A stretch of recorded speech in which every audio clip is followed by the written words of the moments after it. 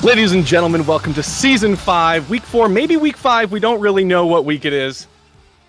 Doesn't really affect the standings. We're here to have some fun. Speaking of we're here, I'm here. My name is J-Bob. This is the first time maybe you've ever seen me on the cast. First time doing the cast. I am joined here by the lovely, by the talented, by the Jets-filled co-caster extraordinaire, A-Barn. Welcome. Welcome. For those that don't know, we share a last name. We are cousins. J-Bob, from the original of the Tilt Boys clan, always a part of the Korean boot camps and some of the original gaming stuff that we've always done. He went off and had a kid. That's why he's not participating in TCL. He used to be more fun than this, but he is back for one night, and it's to join us for this absolutely fantastic match tonight between JOA and Crowd Control. What are you thinking about tonight? So I'm excited. I think we're going to see some spicy picks. If we don't, I don't know why we're all here, because that's what we're here for. I think it's going to be, we've got a 2-2 team against a team that has not seen a single number in their win column this season. So Crowd Control, do what your name says, control the other team, show us you can get a dub. Going into playoffs here soon. Let's get warmed up. Let's have some fun. So I'm excited. I think we're going to see some fun League of Legends. And most notably, when you say that not a dub in their win column, I literally believe they actually have not even won a single game, less a match. Production, can you confirm that? Do you know the answer to that? You do not. Well, we're going to take a look right here because I believe that's the answer. Yeah, Week 5, no. Week 3, no. Week 2, no. Week 1, no. No, they did. Okay, they did Week 1 versus TLA. Okay, fair enough. So they have won one game. They're looking to win 2 tonight. And for those that don't know, once again, just to be very clear about what's going on in the standings, this is the very last game, or match, I should say, of TCL Season 5 regular season. Most notably, it does not matter. The standings are all completely locked in. And so at this point, they're just going to come have some fun. And then most notably, Sunday night is when the first playoff match has been scheduled for, and it's the same 2 teams. Yeah, that's an interesting situation. So do they want to tip their hand a little bit and kind of practice some new things that maybe they've been working on in solo queue? Or do they just absolutely do not show your opponent what you're working on and just play something for fun tonight? You could kind of go both ways with it. Yeah, well, that's going to be the question. I think on one hand, you want to get some practice in. I think the one concern is if you go in and you basically start playing something that actually works, and it's the only thing you've been able to make work, then JOA just goes into the finals, or into the playoffs, and says, okay, now I know what to ban. I have an exact, basically, plan of what they cannot be let to do. And so on one hand, you could do that. On the other hand, you can go and just play Heimerdinger and play some stupid top lane and go have some fun. And by the way, I'm willing to believe that when they go have fun and they throw out the whole playbook, they might actually win. I think that's how you win, right? When you watch international play at the pro level, traditionally, your Western teams are not going to beat your Eastern teams unless you kind of pull out something that they don't expect, right? If you play like for like, it's not going to be looking good. So I think we're working a little bit here on the UI. I don't know if we want to call it the bans and the picks yet, or we'll wait for that to come through. But you can go, Mr. Producer, you can go to the deprecated Champ Select screen just to show the folks, and then we can figure out all the fun stuff later. We're here for a meme game, so it doesn't even matter. The picks so far seem pretty normal, I would say. I know we're only a couple picks in, but there's not anything totally out of the ordinary. No Teemos, nothing like that just yet. So we shall see. Yeah, most notably, we are seeing a... Oh, okay, we are on stream officially. So the Silas, the Akali, and the LeBlanc, those of you who don't know, TJ, one of the best top laners in the league, officially released his tier list for basically how everyone is performing so far. This one was fantastic because I felt totally targeted, although I think it was right. And he put, of the Boomer Bombers, every single player on the Boomer Bombers except myself is currently top in the roll of TJ's tier list. The only person that he puts above me is Control. And I think it's completely fair. Anyone who's played against him knows absolutely how stupidly aggressive he is. His mechanics are really clean. He comes out on these assassin plays living with just a tiny, tiny, tiny sliver of HP every single time. And the bans reflect that.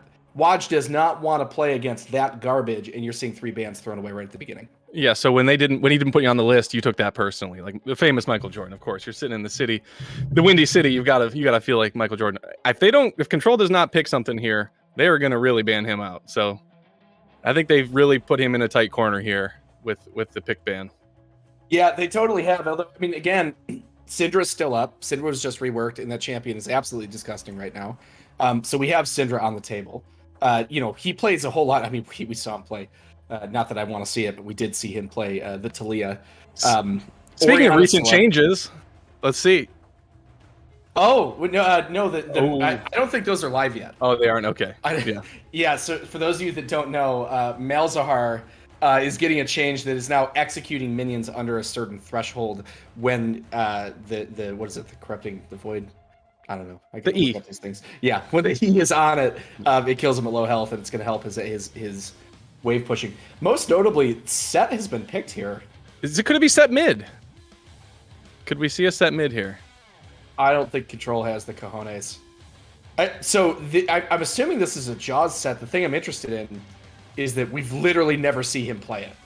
That's not a Jaws champ. Renekton, Kennen, Gragas, Gnar, like that's what we've seen. We've literally never seen him play this champ. And again, maybe this is an opportunity to get some practice on stage. Who knows? We're already seeing a Taric, so we know that there's nothing too serious happening right now. Put me in the camp of people that want to see it mid. That's all I'll say. No, I want to see. There's like 10 other things I wish I want to see Control on. I would like an Akshan. Yeah. Well, they obviously think that it's top because they're still banning mid. So that's ban. They knew it was coming. Playful Trickster was gonna get them. Wow.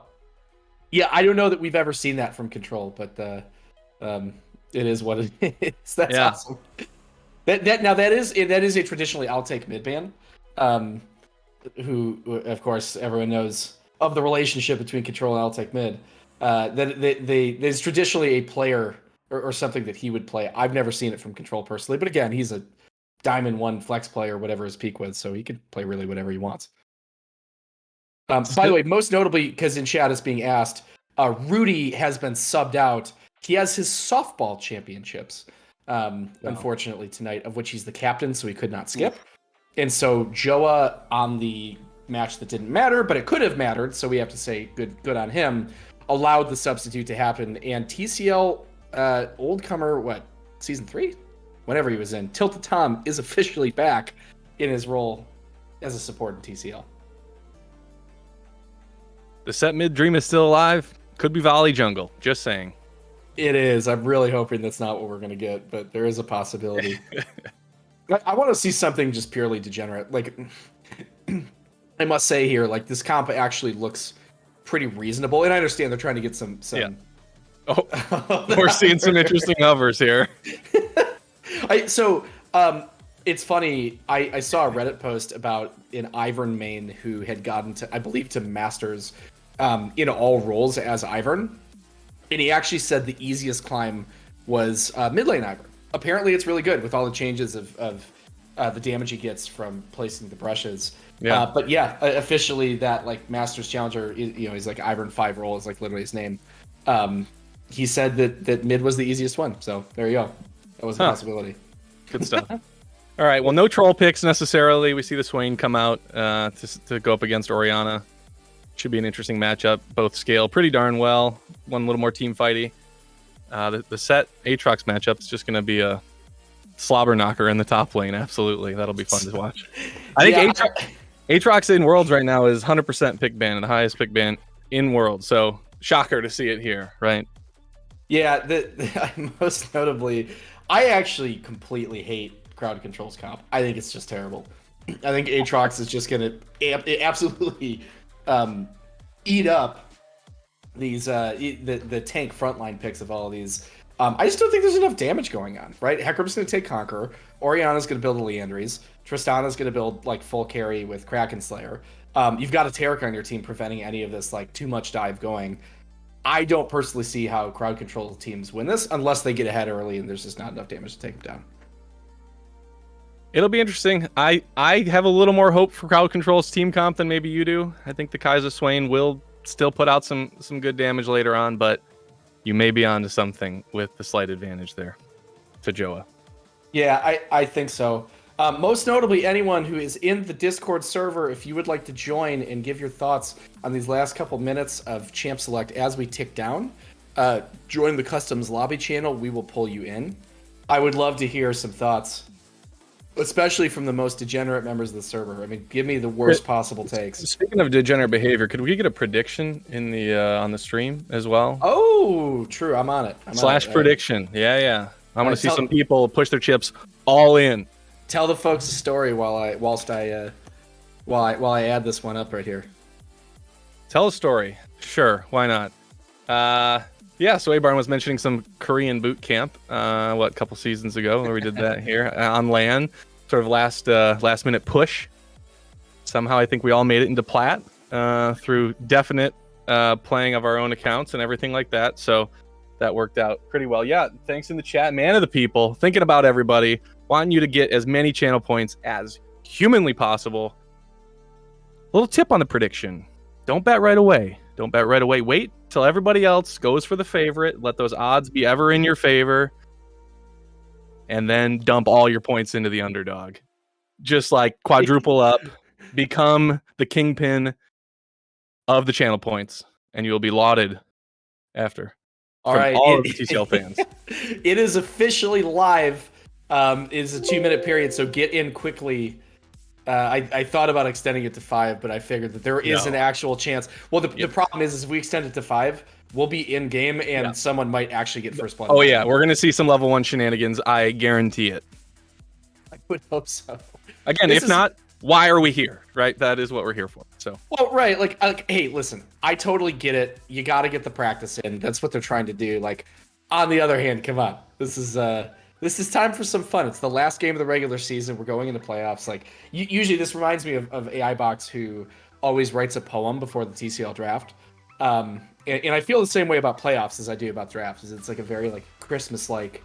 TCL playoffs are a special time of the year. So, enjoy it. Get this last game in. Have some fun. And get ready for the cool stuff. I want to see some mind games. I want to see some shenanigans level 1s here that then when they meet up next time, they do something completely different. They're gonna think they've scouted them out. No way.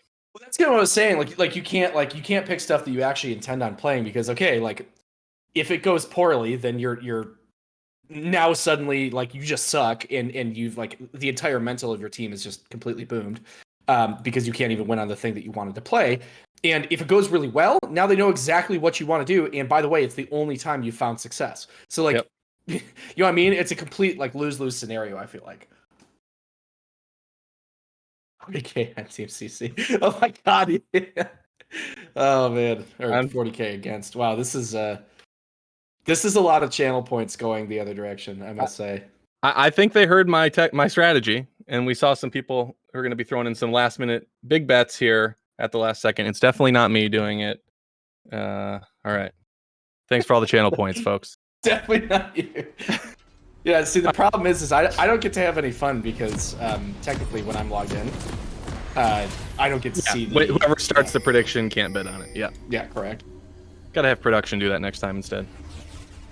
Yeah, well, I'm glad we loaded up the game because can confirm production stream over Discord is garbage as always. Yes. Calling out Droid. Just kidding. Droid 08, nice enough to jump on a Friday night with J-Bob and myself to stream what's going to be a very fun game to watch. Meanwhile, must say here, this is an invade coming in. Swiss Army Cabinet.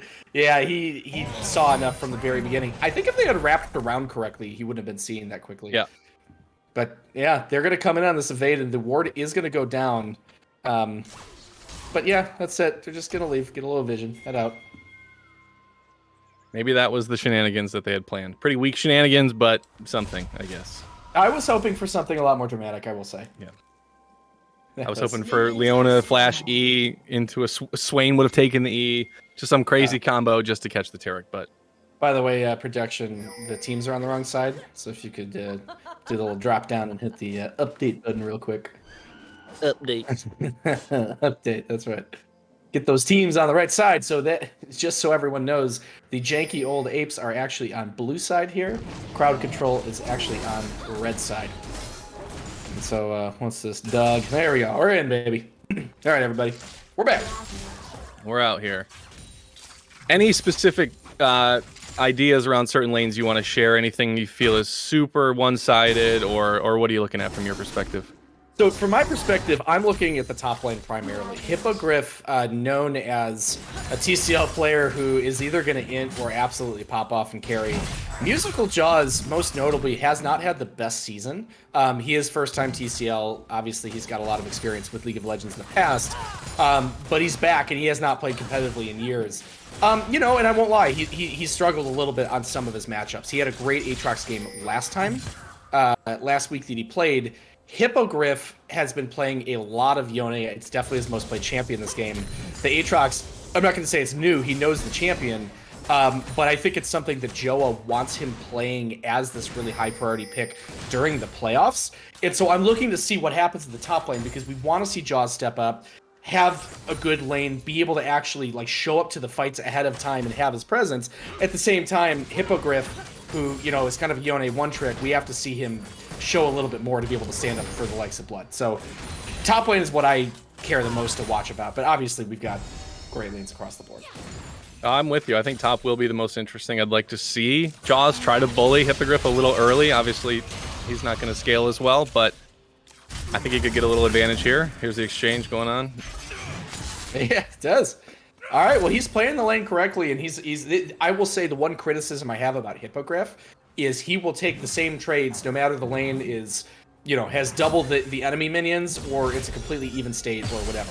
He just always wants to fight. The problem is, though, is in League, you take those trades. Oh, meanwhile, bot lane, sorry, we've got a flash right here by A-Box. He's been gone in on by Tarek.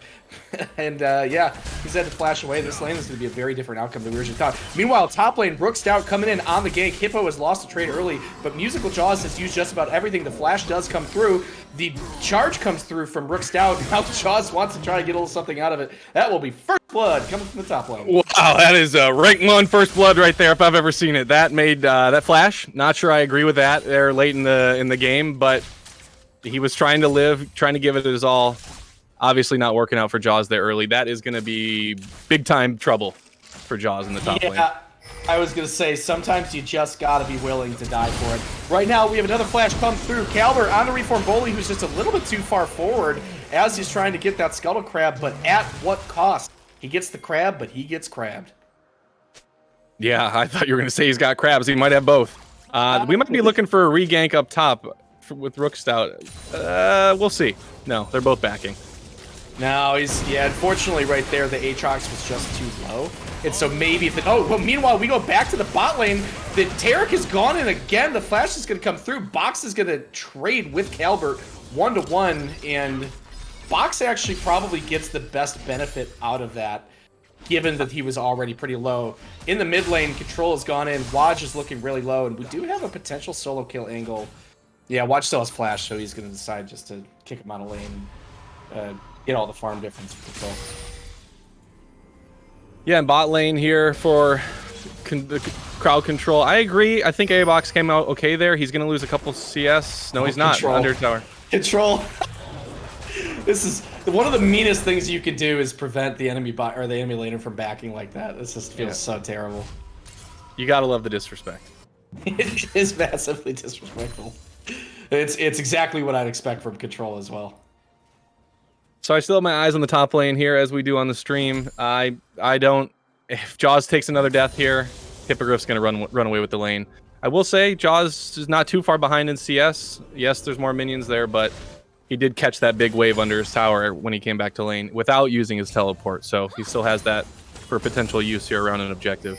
Speaking of objective, the biggest thing I can say negatively about how Jaws gets caught up in some plays sometimes.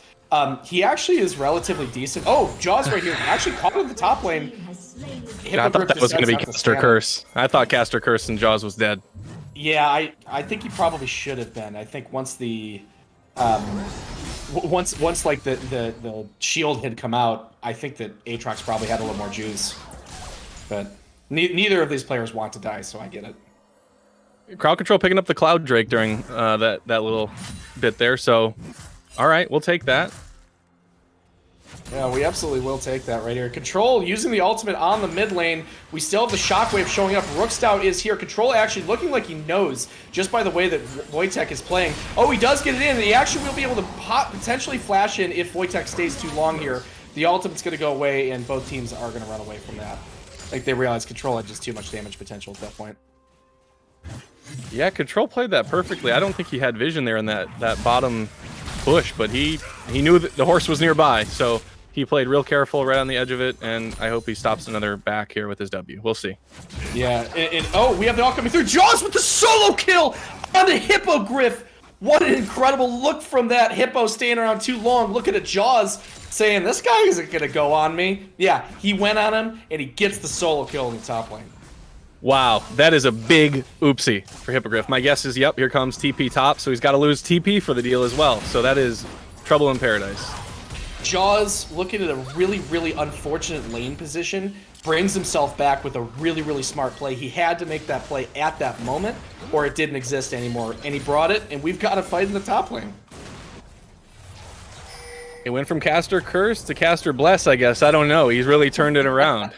It sure did. And we love seeing that. And again, you know, one of the things with Jaws is that he actually tends to play the lane pressure really well early on.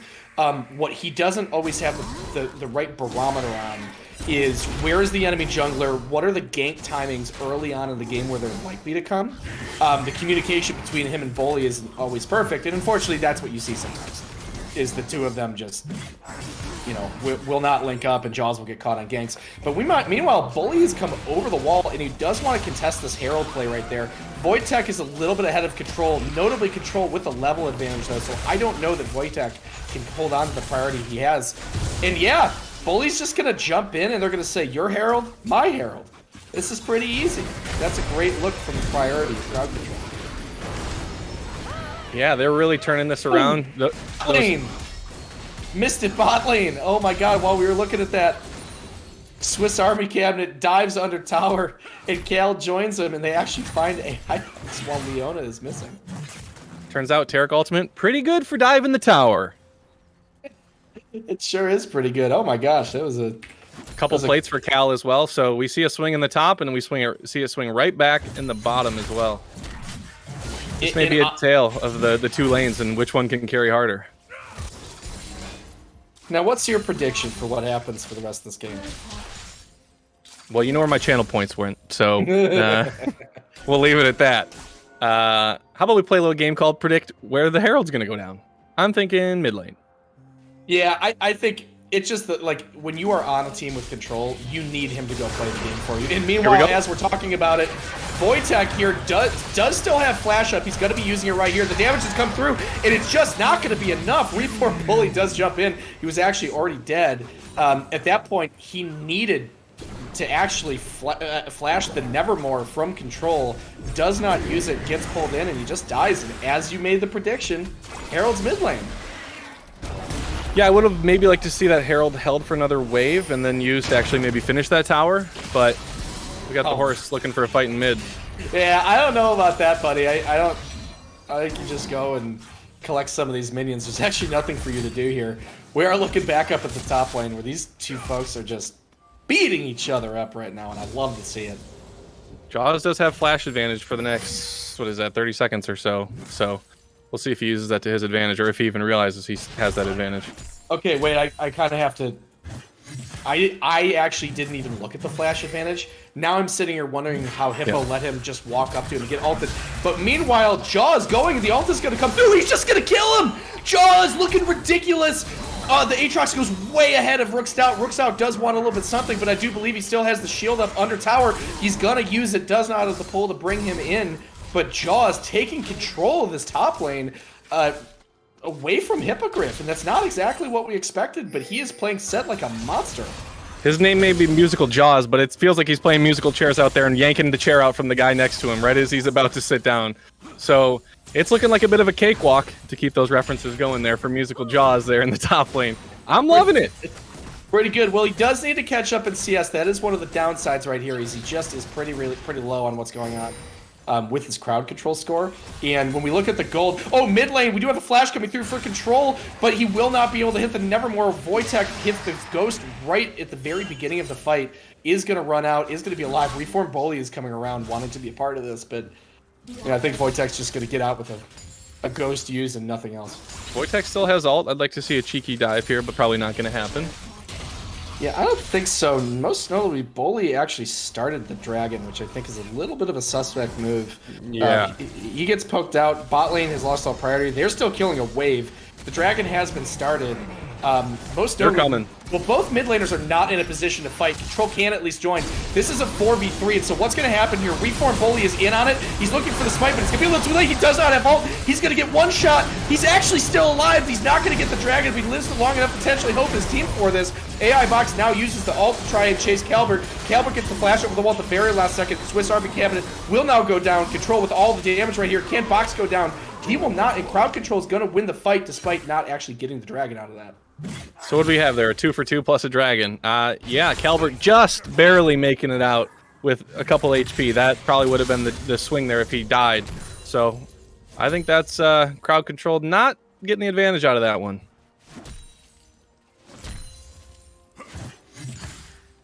I want to see another Jaws all in here in top lane. Let me just say that.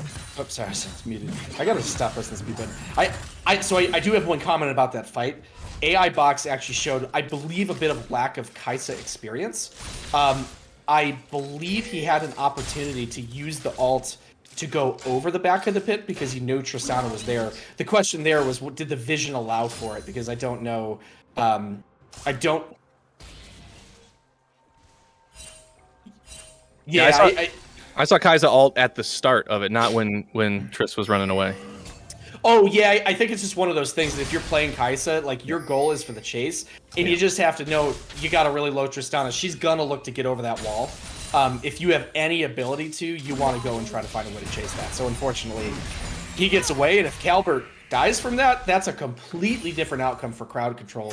At the end of the day, the 2v2, obviously JOA's team actually got the dragon as well, and so they get the benefit of that. Well, gold is literally dead even.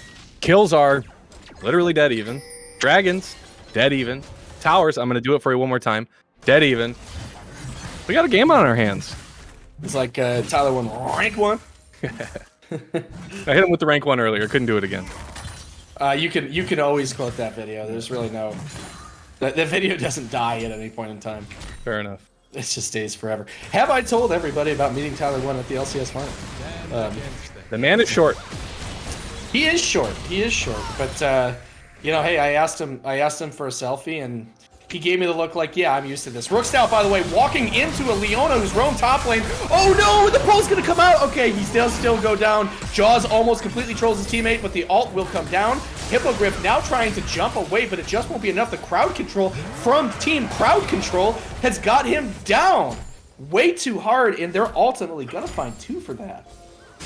I think the folks that went with the majority on the prediction are shaking in their boots a little bit right now. It's still pretty even, looking a little better for crowd control than I think most people thought.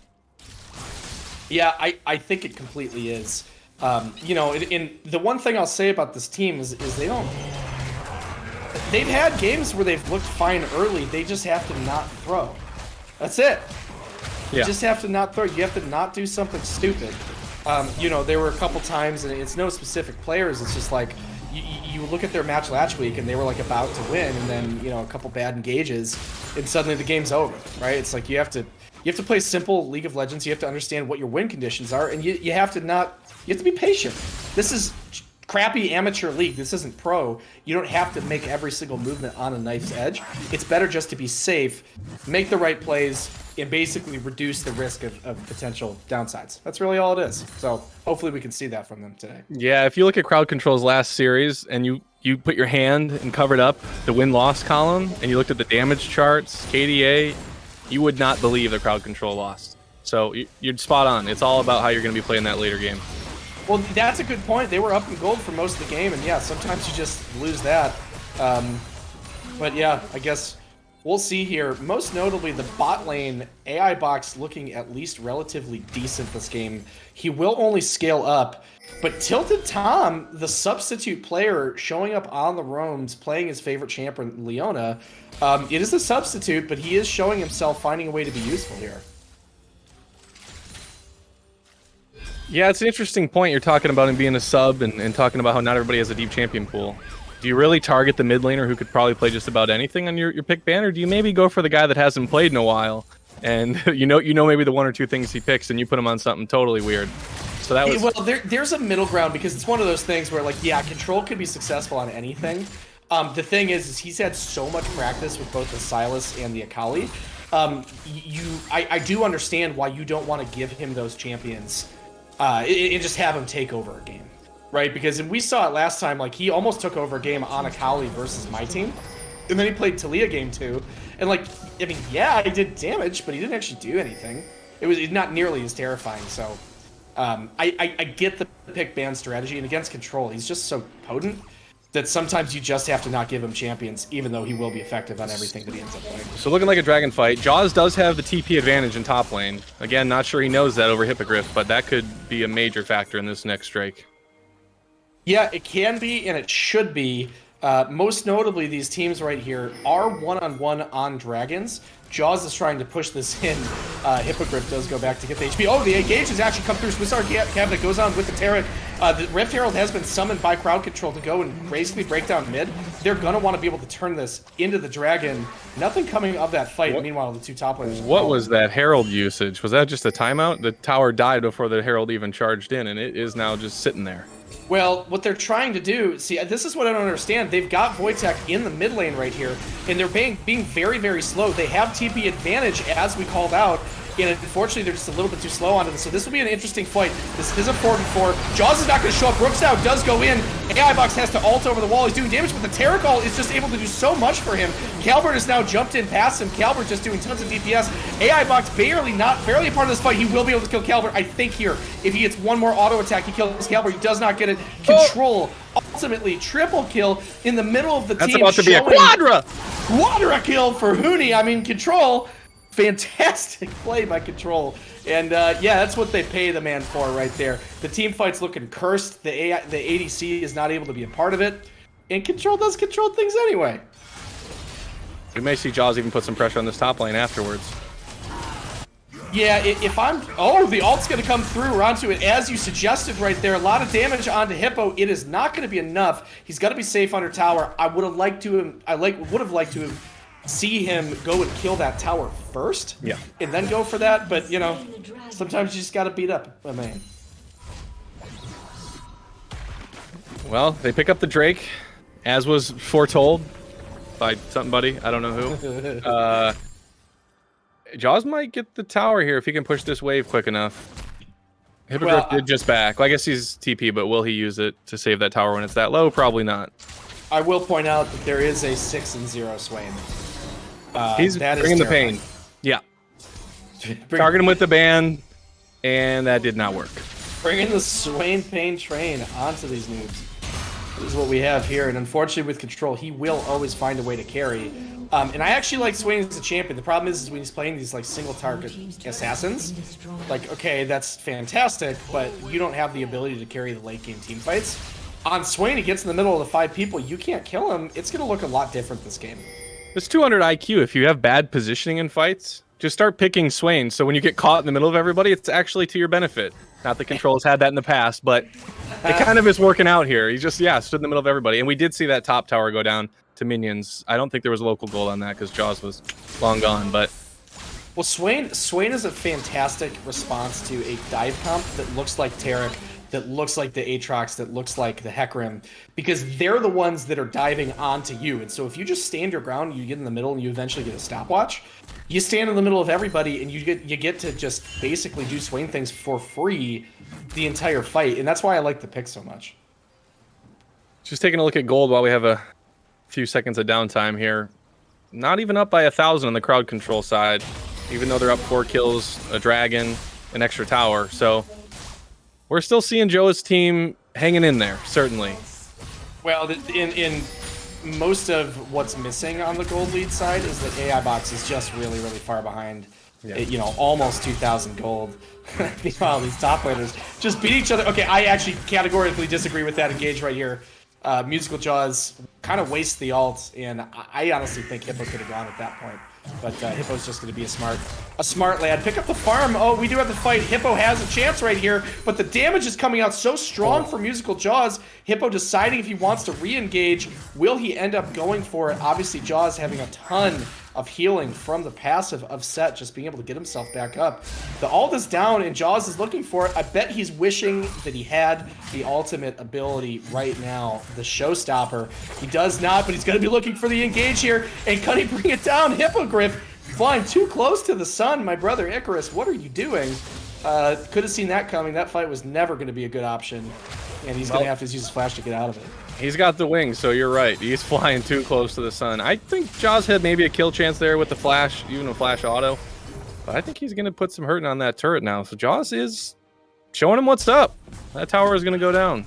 I gotta respect, you know, Jaws is showing up. He wants to fight. He wants to play. He's actually looking, other than a couple ults that have been, you know, I would say a little bit optimistic at best. In terms of the trading patterns, he's actually looking like he knows this champion really well, which again, we've never seen him play it, so that's a surprise to me.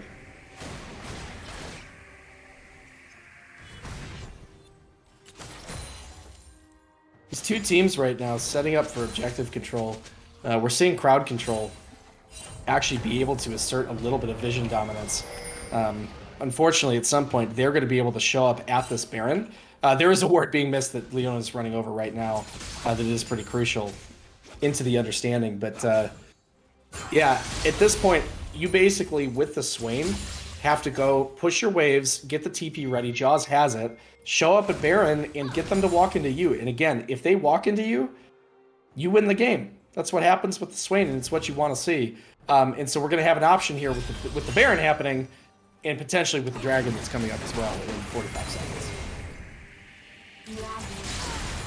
Yeah, I think the Swain pick into Tarek especially is just so good, right? Because they want a group.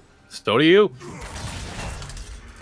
Just loving watching these top fighters. Oh my goodness. Oh man, they just want to go. Hippo, if you know Hippo, the man just always wants to fight. I just hope that he can actually potentially. Oh, we do have a ghost in right here. Oh, caught. Swiss Army cabinet on the Tarek. The ult does come through, but he's been dragged back through the team. Flash over the wall, and there is not enough juice to follow it. Meanwhile, the two top laners still going after it. They literally forget that they have a team right here, but they have noticed there is an entire, you know, red jerseyed squad running down towards Hippogriff, and for once in his life, he actually has chosen to back up.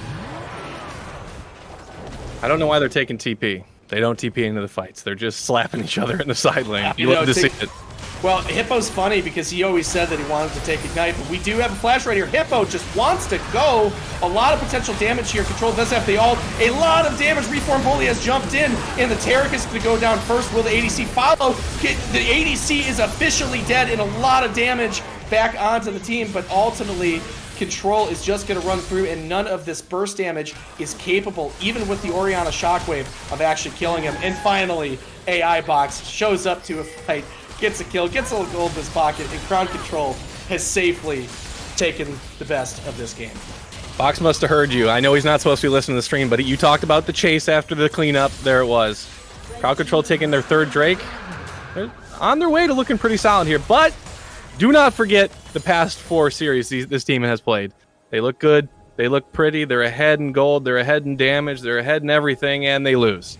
So we'll see if history repeats itself here. I was going to say, at the end of the day, in TCL, this is effectively a 3 point. It is a 3.6, you know, somewhere around the 3.5, 3.6 gold lead. That is completely surmountable, and we've seen it many, many, many times. And so, although they're looking 8 kills ahead and like they have full control of this game, one bad fight and everything changes. Tilted Tom helping out over the wall with the E there from Leona. Excellent assistance on the damage of killing Baron.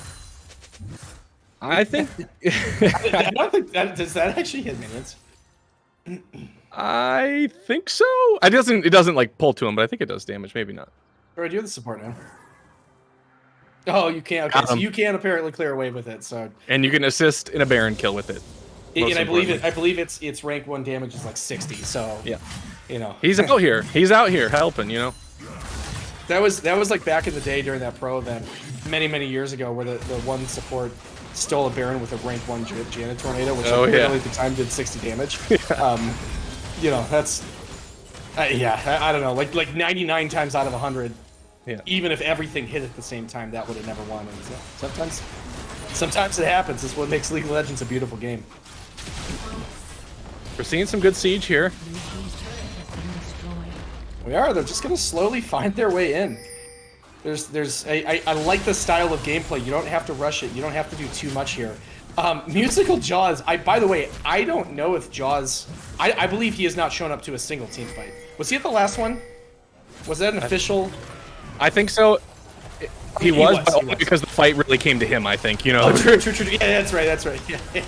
Yeah, this TP, I do not think this TP has been used legitimately for, I would say, like 15 minutes. Yeah. I think the last time he used it was literally just to get back to lane, to keep fighting Hippogriff. They might have the highest damage graphs at the end of this game, just because they're beating up on each other in lane for the entire game. Oh, man. Yeah, I think he might have only even TP'd just once back to lane. I feel like it has not been used a lot. No, it has not been. The siege continues, and they do have this lone Canyonman just slapping away right here. Hippogriff is going to go in, and yeah, they're going to be able to clear it. Patient League is good, but at this point, I actually don't think that you have something here. Baron should be out. I will check on it. Yeah, Baron is 3/4 of the way through right here. Jaws is going to find his way back. He's probably going to use his TP top lane if I know anything about him right now. I don't think that he's going to be using it to get back right here. Yeah, the siege is coming through. If this question is it going to be a little bit too slow? And my guess is yes. I'm shocked Jaws did not TP top to push another tower there. Yes, Hippogriff probably would have answered, but you forced 2 lanes with the Baron advantage. It seemed like that probably would have been what they wanted. Yeah, the concern might have been that the engage on the 4v5 happens, which is a fair concern. The problem is the Baron is, about officially over. So Jaws is now just pushing this mid lane. And by the time he actually makes it to a turret, the Baron's just over. So yeah, I don't know. A cheese like TP top lane, go get that, tell your team not to get engaged on it, and just go grab that tower real quick. That's what I would have liked to see. Like, what's the point of teleport if you're not going to use it? What are you saving it for? I don't know. That's my take. And you could run to the next dragon play too. So, oh, Rook Stout looking like he wants the fight. The ghost has been used on the Musical Jaws, who's just running away, trying to get away from this. He is going to be able to potentially get to a Blast Cone. The fear does come through. Blast Cone's his back up towards the top side. He does not realize there's a team found. Calvert, what are you doing? Oh no, Calvert jumps over the wrong wall. What did we just watch? Was it fancy feet, or was it people just, not paying attention? That was pretty wild. I think the cojones to flash over the wall there, not knowing what's on the other side. Good on you, Jaws. Love to see it. Yeah, I don't even know what I just watched. That was Calvert with the most suspect among us rocket jump over the wall. And Jaws takes his opportunity, I guess, and flashes. Let's not let Cal take all the fall there. The ghost with a Hecarim from that far away. Well, meanwhile, bot lane, really quickly, we haven't engaged. Wojtek way too far up. No vision anywhere in his jungle. Yeah, if we pan up to the jungle, you can see there's literally nothing for blue side. He couldn't be there. He was a little distracted, and he's been officially caught out. This is going to turn into a dragon. Yeah, just going back to that play before, that was an ambitious Hecarim Ghost from way too far away, and it only cost him, oh, that's right, the dragon. Yeah, sometimes, I mean, listen, a kill on a Jaws would be great. Like, sometimes you see these desperation plays where you're like, oh, someone's splitting way across the map, you know, that gold is totally going to be the thing that brings us back into the game. Let's go kill him. And, well, you lose a lot of potential priority and other playmaking in the middle of the map when you go chase after. Yeah, that Ocean Soul, I think, is going to give Jaws even more dominance in that 1v1 slugfest between the two top laners. He's going to be able to outlast more than he already can with that passive regen. Hippogriff's going to be in trouble if they keep going one-on-one in that side lane. Yeah, he sure is, and obviously we know Aatrox has all of the healing. But when you give healing to Set, that is a terrifying thing between the base health regen that he already gets, between the ridiculous amount of damage that he has. And it's funny, the thing with Set, and I think most people probably know this, we are actually not getting a mathematically correct Set this game, which is a little bit unfortunate. Are you familiar with the concept of mathematically correct Set? Please, for the viewers, of course, could you share it? So Set, once again, the way that his W works, the one that basically gives the shield based on how much damage he takes, the problem with building resistances is that it actually makes you take less damage. But it's a flat amount, so you don't gain that bar based on like the percentage of your damage you take. It's just based on damage taken. Right. And so what you're supposed to do is you're supposed to stack the full AD and full HP items and just go massive HP with 0 resistances, and it basically insta-stacks that grit passive onto you. There you go. Yeah. Oh, wow. Yeah, we have the... Wait, Jaws is ignoring him. I love this. He's ignoring him. He just does not care. But you cannot ult in, Jaws. You're going a little too far forward. A lot of damage onto him. Well, actually, I might be wrong. Hippogriff able to come out, but Jaws is 1v3. Meanwhile, the rest of the team, three-man Shockwave does come through. And actually, this is going to be a turn fight for JOA's team. That was a completely split, huge Shockwave. Calvert is now over the wall. Unfortunately, Calvert uses the Buster Shot way too early. It was a very, very bad use of the Tristana ult, and now Control is in on the middle of the team. And is he going to be able to finish off Wojtek? He is. Rook is going to die. Unfortunately, Calvert there, I think he had an opportunity to carry the fight, but he jumped over the wall, and then he immediately Buster shotted the low HP enemy away. Reform Bully lives from that, and Control's able to just carry the fight, so... I cannot believe Control comes out of that team fight with a win. They had no reason. Jaws was down. They were a man down. The Buster shot really... three-man Shockwave. Yeah, absolutely no reason they should have won it. The Tarek ult in the tight quarters there. Wow. Yeah, it happens, and this is looking... I mean, listen, that's the Ocean Soul. Obviously, the healing cut was on to the team. But yeah, that's just tough to say, and I don't want to put a fight on any one person. We needed to see Calvert doing DPS that fight, but unfortunately, we didn't get to have that. Oh, that certainly was not just one person costing anybody the team fight. That was, I think, them slapping them with their wallet a little bit. They are up, let's call it 8K, and they're about to take the Baron. Yeah, if there was a throw, boy, this would be quite a throw. Yeah, I was to say, this would be. You've got the soul. Well, listen. Most notably, we do have Elder coming up in 2 minutes and 30 seconds, and I don't believe they're going to be able to finish that quickly. They should not even go for Elder. Do not give JOA a chance at stealing an Elder. Yeah, at this point, again, when we talk about simple League of Legends, if you have all the enemies in the... all the minions in the enemy's base, they don't even get to come out and go for the Elder. So at this point, I think you're right. Don't even go for it. Just go group up, get all these inhibs down, take them one by one. As Droid and Espen always said, peel back the onions of Summoner's Rift. In this case, just get all the towers and inhibitors and just end the game. Let the minions win the game for you. Well, they've let the minions take a couple towers without local gold, so they're on board with that plan. They are on board with that plan. We got crowd control people finishing up their buffs right here, and they're going to head bot lane and just group as 5. They're going to let the other lanes push in and just, again, play nice, simple, slow League of Legends. It's exactly what we like to see out of teams, especially teams who are trying to figure out how to win for their first time. And if you're watching this, by the way, this doesn't look like a team that has lost every single match. I mean, they are playing League of Legends. For sure. Control's looking insane. He's picking a real champion that allows him to do things that Control does. It's just smart league, and I love to see it. All right, tower goes down. Jaws jumps up. That will be the 3rd inhib. Most notably, we've got 2 super waves on top, 1 wave still on bottom. And at this point, you just have to be patient if you're crowd control. You have to get in, let the minions win for you. At some point, they will not be able to clear all of them. You got to still do damage and make sure they have to go back to base. And the fight's going to come through. It's going to be a huge shockwave. 4 people, but is it going to be enough? Reform Bully's going to go down. Tilted Tom going to go down. Control's in the middle of the team. He's just doing too much damage. It's not going to matter. Ultimately, the tanks will go down, but Control AI Box able to finish up the rest of everything. A fantastically played end of the game. And our first game's going to go to crowd control. Awesome to see for them, who's been struggling all season long. What do you think, winner of all of the points?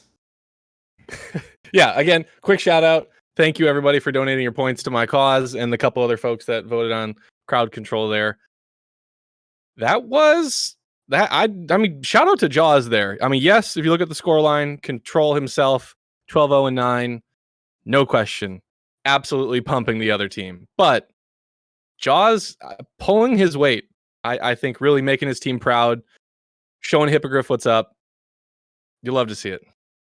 Yeah, we do love to see it. We have an awesome looking damage graph, as expected. Yeah, the Swain with a 21 KDA, by the way. I believe the best that we've seen in TCL Season 5. Control just took over the game, but most notably, we have to call out AI Box, who was able to carry kind of the end of some of those late game team comps and actually was able to do some Kai'Sa things. Lots of damage coming from him. And as we said, the musical Jaws, even though most of it was in the side lane, he actually played the game. It was really good to see from all of them. So anyway, what an awesome end of game one. Folks, we're going to a quick break. We'll be back in just a few minutes for game 2 of Control versus JOA. Catch you soon.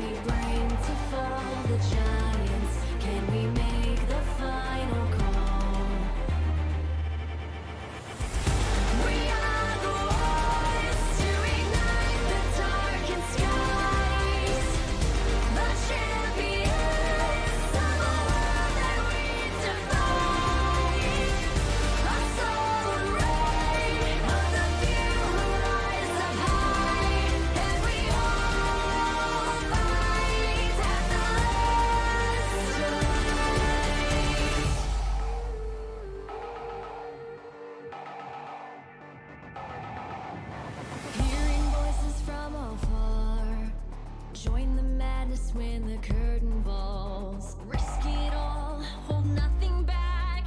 Seize the day, we must attack. Stars are rising, countless worlds colliding. Only one will take it all. Can we bring to fall the giants? Can we make the final call?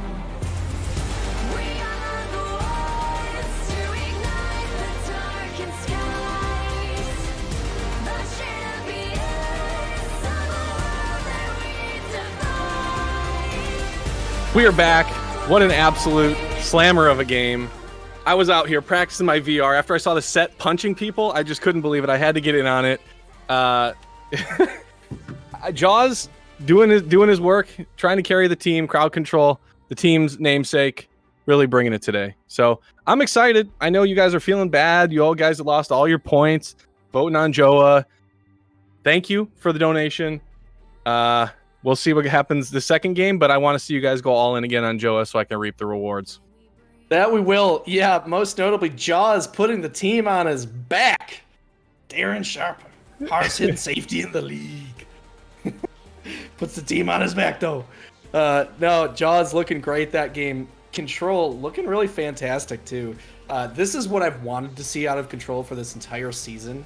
Him going and playing these like big team-wide winning control mages that he's known for. The assassins are great, but again, like the rest of his team is able to be kind of the setup for him. He does need to carry the game, and the assassins just don't do that. So the Swain worked out for that. I thought it was a great pick. Most notably, I will say I didn't completely believe in the team comp, but I was completely proven wrong, and I will own that one. It was not believed in, but yeah, they made it happen. And at the end of the day, that was a win and very convincing. Something that we haven't seen so far from Crowd Control. But yeah, I'm kind of with you. As long as I agree with the draft not being terrible, I'm going to put my money on Crowd Control this time. And J-Bob, I think in chat, you're actually going to change. I think you've caused a change of behavior. I bet everyone goes in on Crowd Control after what we just saw. 200 IQ, now I go the other way. Thank you for the points. 900 into 14K, appreciate it. Yeah, no, I mean, if you didn't know the records of these teams in the season so far and you watched that game, you wouldn't believe that one team doesn't have a win. You know, there was all this fear about how they're going to throw, they're going to int late game. The other team did that. You know, they lost the key team fights, they lost the objectives. Crowd Control, they're talking about practice. You want to talk about practice? They're talking about practice for next series. We ain't talking about a game. Just talking about practice. It is going to be, and once again, I'm very curious to see what everyone shows up with. I'm hoping to see something from AI Box that is, again, a little bit non-standard. I still think that non-standard is going to be a way that these guys can come out with a win. And I want to see them be able to make mage comps, Ziggs, the Heimerdinger that I think probably should have worked out and didn't. I think there's a lot of opportunity to get that in there and basically show teams, again, we can't just win on one thing. And unfortunately, the comp that they played was actually a little too legitimate. And I just got word from Jaws. He's actually been practicing the set for the entire season. And so he brought it out. And again, I think it's awesome. It actually looked really, really good. And I want him to play it again. I just get a little concerned that basically he's sort of shown his hand. So if you're JOA here, do you still target Control with the bans, or do you go a little different route? Do you go for Tom? Do you go for Jaws? And now that you've seen his set is actually pretty productive, what do you go for? So yeah, so here's my thing, right? Banning 3 mid laners is kind of showing that Waj is a little bit scared. Waj is a great player. He's a great laner. He plays these aggressive champions really well. Obviously, his downfall sometimes could be that it's not that he chokes, but it's just like he doesn't always show up in the most key moments. But in these games where he can he could show up and play the mechanics game against Control every day. And so I guess my problem is like, why don't you let Waj get on a champion that he can perform on, let him go 1v1 versus against Control, and use these bans somewhere on the map that you can actually put someone behind with. Like, at this point, I would rather Control be on LeBlanc than that Swain again, because the Swain is like a game-ending, get in the middle of the team, kill the enemy team. Like, at least with the LeBlanc, you're forcing him to make a good play. There's no such thing as making a play on Swain. You stand in the middle of the enemy team. You literally have to right-click to do your job correctly.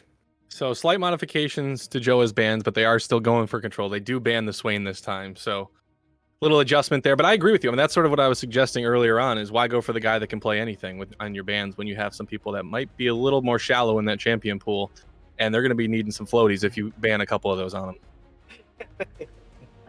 Yeah, no, 100% here. Okay, the Swain is going to go down.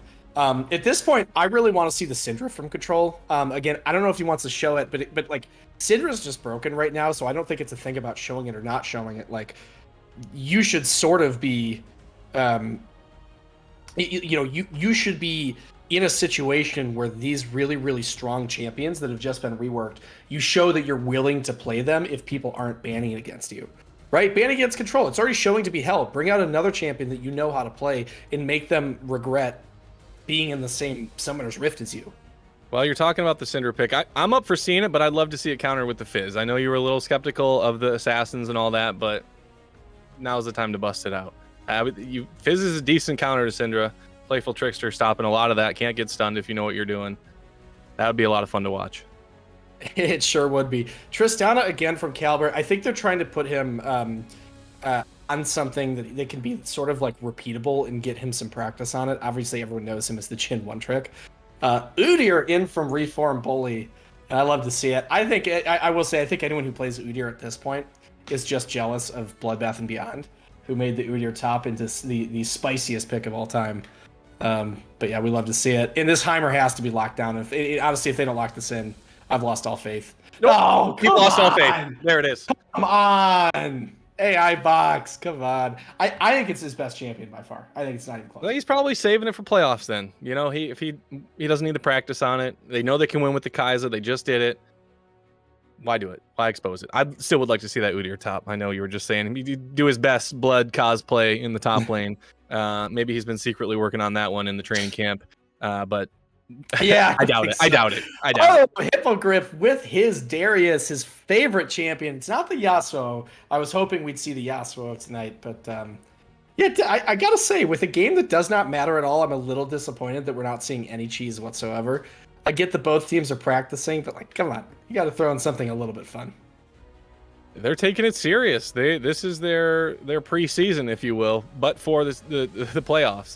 They're not screwing around. They're not bringing in their practice squad. We do have a substitute, but other than that, they're picking some of their main stuff. I'd like to see what the response is to the Darius. Maybe something tanky, something Mundo, Cho'Gath, something fun like that. You like when you pull out an Annie-ban. I mean, I will say it's like whatever Control's trying to play right now. Anything that like Fizz. Annie that can like disable him, yeah, the Fizz comes through. Well, actually, if you're a good Fizz player, Annie should get absolutely dumped on by Fizz. Yeah. You know, if you're capable of using it's a bit of like a game of when the Playful Trickster is used compared to the like multiple instant stuns coming from the W and the R. But I think the Fizz player should win that. Yeah. Yeah, 100%. Yeah, Rumble ban. I will say Rumble actually of the champions that looked really good for Jaws. Curious if this is going to pull a set ban at this point. Because I think last game, all of the things that Hippo wanted to do, he was completely unable to make happen because of the set. And I'm curious if he's going to, I'm not going to say it's an ego thing. It's just one of those things like Hippo wants to play these very strong laners. He wants to go do Darius things. If that's your goal, you probably have to get rid of the things that are going to prevent you from becoming strong. I think Set is strong into Darius. When he goes for the dunk, you shield and you deny that. I think that it's got a good chance and it's open. So we'll see. We will here, and I'm not seeing a final ban. I'm not either. I think that's a missed ban. Yeah. The disrespect.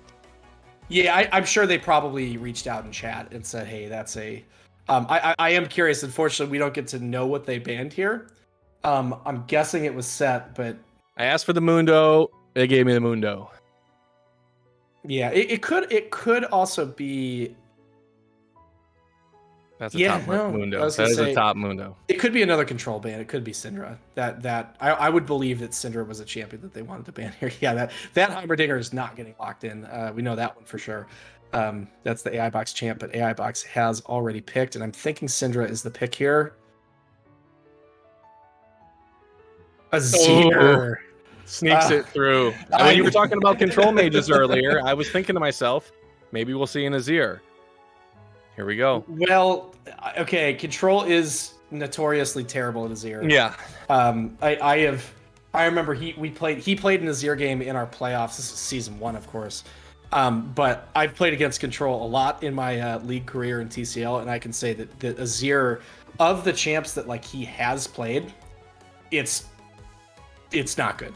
And I can say that because he's probably the best player in the league. So if I call him bad, it's still like better than most.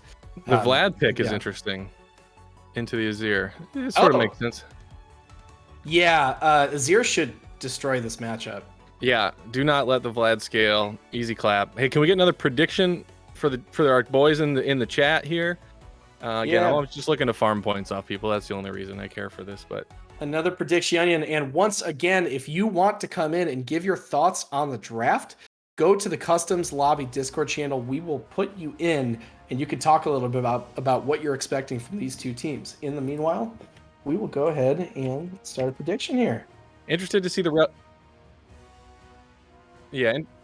interested to see the Rel pick. I probably didn't have that on my draft card of what might be picked in the bot lane, but I'm liking the crowd control draft.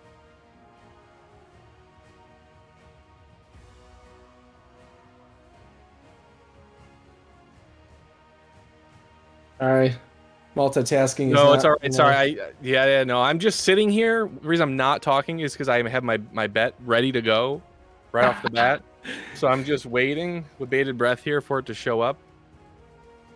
All right. We are live. 2 minutes to get in on this right now. And yeah, I think just about everybody is probably ready to put in control. By the way, I have to say, we're doing these channel points things. We have not actually gotten any good rewards for those who have channel points. I think our viewers are in it for the long term. You know, you get the points now, you invest them, you get that annual return, and then finally it's totally stonks. And then finally the rewards come out. Season 6, Season 7, you get the chance, you get the fun emotes, you get the whatever. They just everybody collect the points now. Ooh. There will be rewards later on. Stonks. Someone just put 5,000 on Hippo. 5,000 alone for that. How many channel points do you have, J-Bob? I bet the 900 I had the first game. I now have 14,000 from that 900 bet. Oh, we call that a high ROI in the business world. Okay, I'm betting them all. I'm not telling you who I'm going for. Oh man, that was definitely stonks. Wow. Okay. Well, hey, there we go. And this is a promise to viewers. Next season, we will hire an artist and we'll get some channel emotes. I believe you can you unlock emotes with it? You can modify a single emote. I don't even know what that means.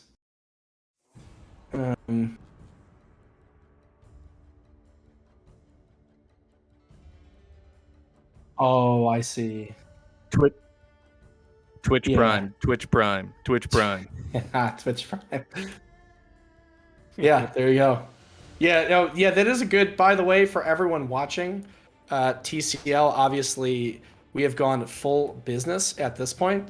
We are now running this as a business. This is no longer a for fun. We are here to profit off of all of the eyeballs. And so if you have a chance and you have an Amazon Prime subscription that you are not using, give it to me so I can pad my bank account and pretend to buy stuff for TCL moving forward. Maybe we can finally get those 6,000 bitrate streams that J-Bob's been asking for months and months and months. That's what we can hope for. So yeah, use that subscription if you get a chance. And get on in here, and we're going to be watching these two teams launch up very shortly. And just say it for the team, because I think we know who you voted for. Who did you pick, J-Bob? I went with the last minute bet. If you're watching the predictions, you saw that percentage swing, 14K towards one direction. Not the band, but for JOA. I'm going for JOA this game. I want some scrapes. I want game 3. I'm excited for this one. I am. The Tranimal in chat, do you like my idea? Make a reward, a coaching session with the Tolson 5. The Tranimal, I think that's a fantastic idea. I think maybe, come into the Discord and let's talk in the Tilt Boys Discord. We could talk a little more about it. So I will say, due to the courtesy of the number of folks that have already subbed in past weeks, we are giving you a free trial this week of that 6,000 bitrate stream. So you may notice the Twitch stream this week. Mwah, chef's kiss, a little better. 1080p, 60 FPS, 6,000 bitrate. It's looking beautiful for all those VOD reviews. You don't, oh, who is that? I can't read the names. Low bitrate. Now you can see it. Thank you, Twitch subscribers. Keep the Twitch Prime coming. Yep, keep the Twitch Prime coming. We love to see it, and we have officially loaded in the game. We have the chance here to see Crowd Control find their first win of the season and immediately, potentially, take some of that momentum into the playoffs. Both teams right now, by the way, making cross-map. This is beautiful. Oh, this is beautiful. By the way, this is an invade that Jaws has gotten caught out on multiple times. I love that he's going and trying to catch Hippo on it. Basically, using zone spells against him type of thing. Fantastic. But yeah, both teams, like 2 shift passing in a night, will not see each other, and the invade will mean nothing. I respect the effort. Maybe some scouting gone wrong there as to where they might go. But you kind of love to see it because we know that they're nowhere near, but I bet they're still worried. Huh, what bush are they in? Where are they at? Nothing to come of that gank. That level 1 though. Unfortunate. Yeah, nothing at all. And I wanted to see something really spicy. It is a little bit unfortunate when the teams won't just kind of, get their cojones up or whatever you would say, and go and take a level 1. Right? Again, it does not matter. The season is going to end with the same outcome no matter what happens. So have a little fun. This mid lane, by the way, most notably, and I don't know. I mean, most players these days, I know that First Strike is like the thing that people do. I actually almost would have liked to see like a Scorch Comet out of Azir, and basically just do the thing that destroys Vladimir, which is just like constantly poke him out early game. It sounds counterintuitive, but this feels like he looked up just a generic Azir build and went, they say to take First Strike. It would not much consideration of what he's up against this game. Yeah, I mean, it's one of those things. It's like, do you want to counter the opposition, or do you want to get yourself as far ahead as possible and just do what you have to do? And I think there's a good reason for both of those. Most notably, there's really nothing that Vladimir can do to fight back against the First Strike stacking and giving you all that gold. Yeah. You're just not going to be able to push the Vladimir out, and he's going to be huge by the end of the game too. Again, we talked last game at the beginning. Where are we looking? I'm still looking at that top lane. I want to see Darius absolutely smoke the Mundo. Yeah, I do too. And it's funny, annoyingly, or the only annoying thing, and like obviously Darius kind of beats up that matchup. The only annoying thing in the early game is that because you only have one spell that kills the Mundo's like passive CC removal, you actually have to use the Apprehend just to get it down. And it's like on a 20-second cooldown at the beginning of the game. So it's not as good for Darius as one might expect it to be. I think it's still pretty strong. You don't even need the Apprehend. You build the Conqueror stacks. You slow him after your Apprehend takes the passive. You smoke him. Rook looking real scared to go on in this gank right here. Yeah, he was thinking about it. He's just going to turn back towards the scuttle. He had a gank angle right here, and unfortunately, ganking for Vlad just... I don't know. What are you going to do, right? Not much. You're just there to, play mental warfare against the other team, because you're not going to be actually going to war. Most notably, Jaws in the top lane, and we missed this, but he actually, unfortunately, lost a trade there. Yeah, interesting. I didn't see what happened. I would feel like it might be hard to lose a trade, but oh yeah, the mid lane. Oh, by the way, Azir might be actually going in looking for a kill. Yeah, Wojtek ultimately going to get out. Control not taking the ignite that we love to see. And in the top lane, Hippo has gone for the dive. Gonna get the triumph and will not go down. That is going to be first blood for Hippo. Got beat up that first game, and he says, I will not go down without a fight. First blood for Hippogriff, but meanwhile, Reform Bully taking advantage of the stay. Hippogriff not going in. Both of them ghosted. Hippogriff, unfortunately, not going to be able to find the heal. It looks like this is going to be a counter kill. Oh, it's so BM. Oh, why would you flash? No. Well, he wanted the assist. I understand. But... Well, I wanted the kill because he's like, hey, I'm down and I need the gold here. Reform Bully, I don't know. He saw him flash and he still went for it. That is not the flash he should have taken, but at least if he's gonna flash, give him something. Throw him a bone. Yeah, I'm not convinced of that. That was some pretty big thirst by Hippo to hang around after that. He obviously didn't have vision on Bully. He didn't know where he was. Well, he didn't want to get the lane frozen. This is one of those things in top lane where getting an early solo kill can actually screw you over. Because if they perfectly are able to freeze the wave outside their tower, basically you get yourself in trouble. So I understand what he was trying to do, but JOA's renowned for the professional level lane freezing, I'm sure, so he was extremely afraid of that. Yeah, I subscribe to the LS school of thought. There is no such thing as lane freezing. Just get out if you need to. But just when you thought Hippogriff is going to start turning the tide. I don't know. LS, LS, that's the coach of your favorite team, Cloud9. Hey, well, no. They had certain systems in place, you know. That right, the ones that he was hired to break. Well, yeah, unlucky. Yeah. Well. Anyway, yeah, maybe you're right. Yeah, maybe a little bit. Meanwhile, Control in the mid lane and just enjoying the sweet ambrosia of gold. Nectar of the gods of the continuous stacks of the first strike. Unfortunately, I do not think I'm able to see... oh, I am. Yeah, nice. He's gained a little under 100 gold. Not as much as I thought. It has been started. Dragon right here. Reform Bully just running in, doing as Udyr does. They've been caught out onto that. Wojtek is now going to show up. Control is in the back of the pit. Rook Stout is in on the fight. He has been exhausted. Everyone is just in the middle of everybody. What is this? And Zero comes out and ultimately Tilted Tom goes down. Swiss Army Camden in the backline. Double kill for AI Box, who's actually showing a bunch in this fight. Calbert is now caught up in the middle of it. Wojtek in the back is able to find one little return kill, but is AI Box going to be able to flash for something? He will not. Chaotic fight right there. Yeah, I thought I saw Calbert throw the bomb on the dragon as the dragon was going back and getting nothing done for him. That could have been extra damage there for the other team, and we didn't see it come out.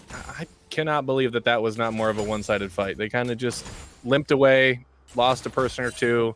Not much coming of it. I will say credit to Jaws here for absolutely slapping the heck out of Hippogriff with his briefcase. He's in a scary place, though. Hippo's doing a good job baiting this. Oh, he's not. He ran too far forward. Yeah. Oh, never mind. He did run far forward, but yeah, the ward was found. Yeah. Unfortunately, that freeze might be a little negative for him. Hopefully, Hippo can keep it pushing into him. That is what Hippo's going to need to do to actually stay ahead in this lane. I think Hippo's going to hold it right there and just wait for another gank opportunity. Now that the vision is at least gone from that tri-bush there. I always laughed whenever this was like when I was bringing the league and I was terrible. Whenever someone... Oh, so today or... Well, actually, right here we have another fight coming in on this dragon. It's not done. Reform Bully looking to finish this off and get the smite. Oh, Calbert pushes him over the wall. Calbert, a huge play on the Tristana. The buster shot gets the jungler over the wall, and Wojtek is going to be able to finish that. What an awesome play there from Calbert on the Tristana. You love to see the redemption play there, right? That Calbert it kind of maybe had a couple little oopsie buster shots in that first game of the series, and that one right there, without question, securing them the Drake. Well, I tell you what, you know, when you press R on the first person, you see every single time. You know, every so often, it's actually... It was calculated. You could see him doing the math. You could see the angle cream. He was ready to knock him over. He knew this is just enough range to get him out of the pit, and we'll get the Drake. Yep, and he did, and that was a beautiful play. And this is looking like a very even game. A crucial dragon starting off for JOA here. Both teams still looking very even, and in the bot lane, we've got a gank being started here. The Ghost does come through. Calbert does still have Rocket Jump up. He's going to be able to use it to get out. Now, Swiss Army Cabinet has been CC'd. The Lino is going to come down, and the rest is history. A great gank there from the Udyr, able to lock down enough for the team to show up and get a kill from Mr. Amos. Yeah, just swinging back and forth. This thing is like it's a grandfather clock. There's the word. That's what I was thinking. Somebody takes one little objective, another kill on the other side of the map. Not a lot going on in the top lane. We really wanted an exciting fight. We've seen a little bit of freezing. We saw the early kill, but it's been a little lame the last few minutes. But that's all right. Darius is going to scale. Mundo's going to become unkillable, and that's only going to continue more. Well, and I'll say Jaws is playing very intelligently. He's doing exactly what he needs to do at this point, Yeah. which is just to not die. If the Darius does not get super ahead, it's going to be completely manageable and kiteable with all of this frontline CC in front of these carries. He just has to not die, and even if he goes down a couple waves of farm, it's worth it. He's still going to be a Mundo. Yeah, I'm not a huge fan of Hippo taking Ghost here. I'm not sure why now. I'm just realizing that. Maybe they realized they didn't TP at all, but I almost would rather him take the Ignite and just go for those kills, because I don't know if Ghost secures him any more kills here against the Mundo. So Well, you do it because if you show up in any of these team fights in the mid game, you're just gonna get kited and CC'd. Like, you needed something. Control goes in right there. Yeah, a lot of people. Well, we saw how often he showed up in team fights last game, so that's a good point. Yeah. Well, right, correct. Like Jaws actually was a member of those late game team fights. Like, Hippo just wasn't really able to be a part of anything. And if you're playing Darius at the end of the day, you don't get to just ignore your team and only split push. You kind of have to get in and be a part of these fights as the big frontline bruiser. Control picking up a plate there in the mid. They're about even in CS and mid lane, about even in gold. Surprised that the Zero's not a little more ahead. Yeah, I am too. I don't know if that's a team gold thing. I don't necessarily know where that team gold would come from, but they're even on CS. Obviously, the Azir has the first strike, and at this point, I can look and see. They're even on gold. They are even on gold. Yeah, they're so officially first even. strike not doing much work there either. Well, and he has an extra 250 gold for the first strike. So I guess my question is I don't, who knows with the mathematics, so to speak. Oh, well, I guess, I mean, the obvious answer is Vladimir has a kill, so. But yeah, Azir... Still has 2 assists, though, right? He's still getting some gold from that, but yeah. But still, I mean, I'm surprised the CS gap isn't bigger. I'm surprised he's not just pushing him out of lane. Again, possibly because taking that first strike, like you said. Yeah, taking the first strike, most notably, someone that we have not seen really show up at all this season, unfortunate to say, is AI Box. This game could be the difference for him. He's currently 3-0. He's super fed. He's playing relatively well with Tilted Tom, and he had a pretty decent game last game, where he was able to pick up a lot of the kills. I think if we see AI Box in his opportunity to pop off, it's going to be this game. I think it just has to be. I completely agree. I will say the gold for the AD carries, closer than you'd think. Only about 200 or 300 difference, even though it's really 3-0. Yeah. Calvert with a little more CS, so I think maybe he picked up a plate or something down there. Nope, they have not. No plates. Yeah, I mean, listen, I can't always fully comprehend the math in a game like this. I am pretty surprised to see that, just because Box has been able to get all of these kills. But yeah, at the end of the day, Calvert, once again, made just that totally disgusting play at the Dragon. And I think this might be a little bit of ADC versus ADC, who can carry harder in this game. Which is not something we've seen a lot of in TCL this season, so I'm kind of excited for it. I agree. I think they're both looking pretty darn stellar this game. AI Box looking for a little season redemption. Calvert looking for a game redemption. By the way, this is like... Once you play Vladimir into a matchup like this is just what it's like. Every single wave, he's going to come and just start hitting you with the stabs, and you're going to be half HP for the entire game. It kind of feels terrible to play. The Rift Herald spawned. I don't totally know if I agree with the direction of this. I think they actually had to walk in. But yeah, unfortunately, Crowd Control here has just decided they do not want to contest. Oh, hello. Okay, the Void Seeker was a little bit too close for comfort, but yeah, at the end of the day. Oh, Bully decides he wants to fight. He ghosts his team, says, no, what the heck are you doing? Get out of here. He's going to run around, but yeah, the team just seems to not be communicating perfectly right now. Yeah, I think Bully just realized that they released Apple Watches in the game because he was trying to fill his rings there by sprinting around for nothing. Maybe that was a timed out Herald. I'm not sure exactly if that was just meant as a pure distraction or they had no other choice. Maybe a fight here? Oh, Swiss Army Camera goes on, pulls the combo on Rel, but unfortunately he's not able to get far enough in. Rook Stout trusted the engage, but unfortunately he had nothing. He goes, doesn't even drop the Cataclysm, still has flash. I don't really know what happened right there. He got stunned up and he just got one shot by AI Box and the Azir from Control. I think it's a fair trade. Cal just took first turret down there. Again, we're going for ADC versus ADC. I'd rather put my money into Calvert there. And he's probably a little ahead now in gold. Oh yeah, he went from a couple hundred down to 600 up, 500 up. So Oh, he's really up in gold. That seems crazy to me.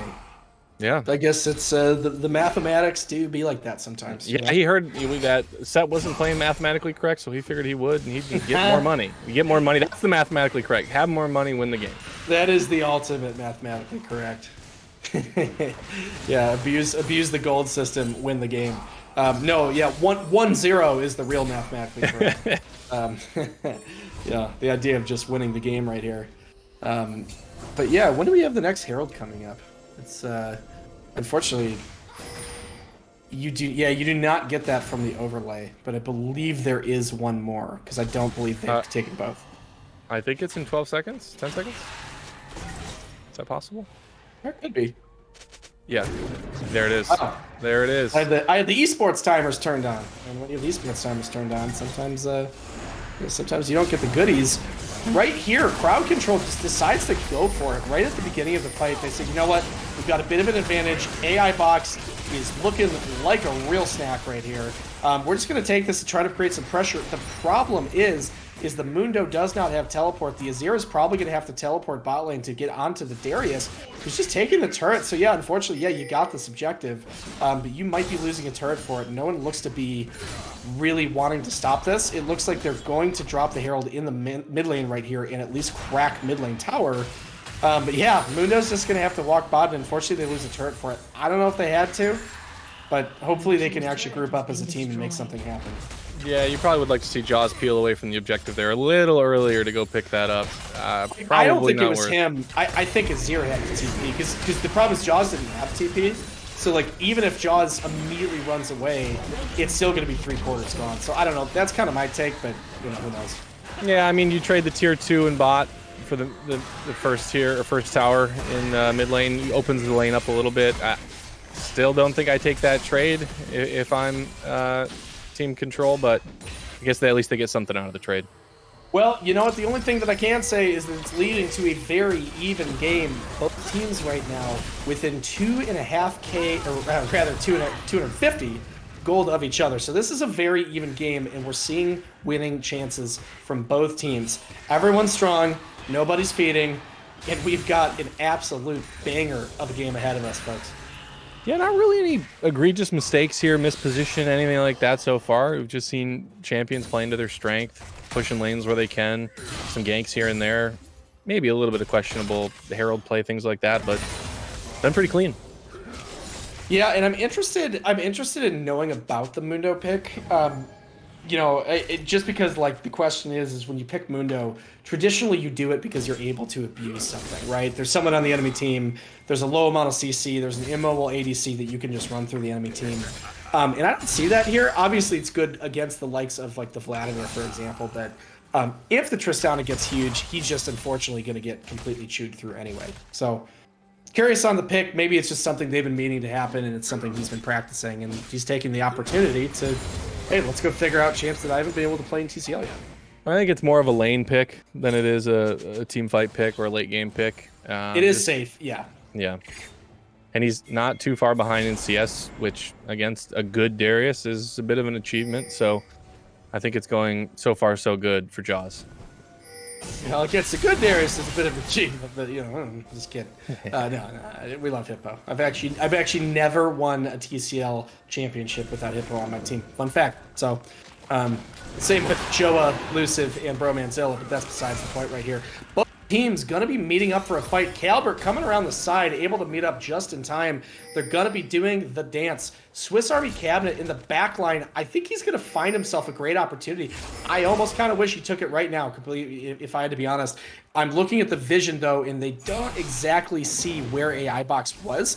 AI Box is split up, and again, if I am JOA's team right now, you got to get onto the dragon, start it. They need to Swiss go. Army Cabinet, right? AI Box is pushing the wave mid lane, and unfortunately, they're just going to be a little too soft on it. Swiss Army Cabinet, you got the vision stick. Go over the wall. He's going to be trying to find the jump here, but his team's going to get engaged on. The backline does get gone on. Will it be enough right here? Everyone is in everybody's backline right now. Rook Stout going low. He is going to die. Tilted Tom, actually, no, he lives. Tilted Tom does go down. Reform Bully way behind his team.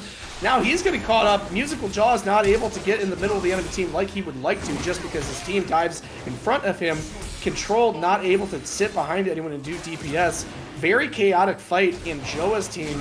Cool, calm, and collected. Unfortunately, crowd control not able to do what they had to, and unfortunately, they're just gonna lose 3 people. Somebody signed Swiss Army Cabinet up for some meditation classes or mindfulness or something, because that patience was unbelievable. He sat there. I think all of us would have gone in way before that. He found the right opportunity to jump in and catch a couple of folks. I think Box did flash out of it to safety temporarily, but that flank, I mean, that shows the aggressiveness there. You didn't really see anything like that coming from crowd control. They were just trying to NA ram it right by the dragon and got flanked. No, they sure did, and unfortunately, like, that's the kind of plays that you like to see. This game's still very, very, very close.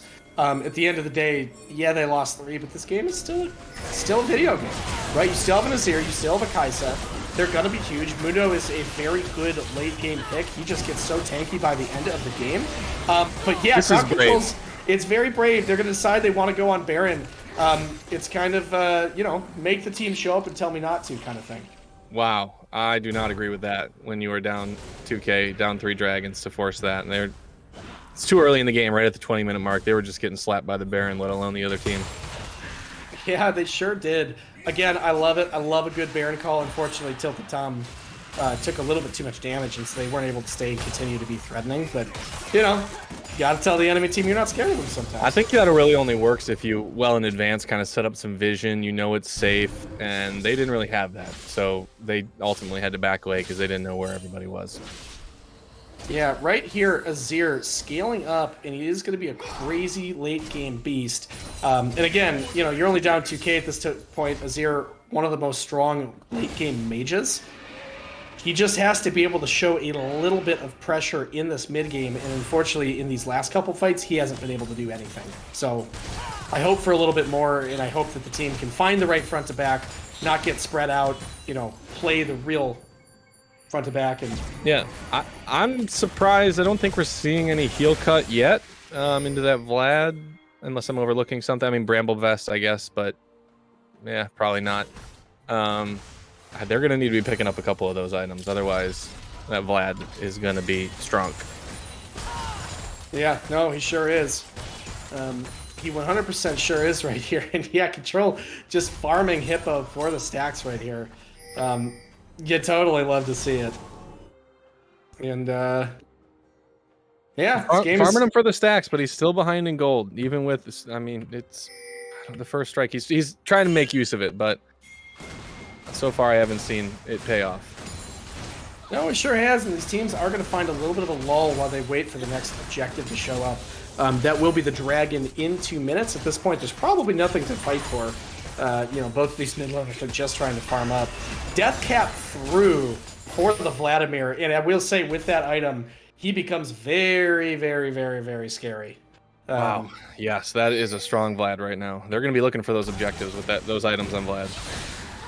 Yeah, both the Vladimir and the Darius with the Ghost.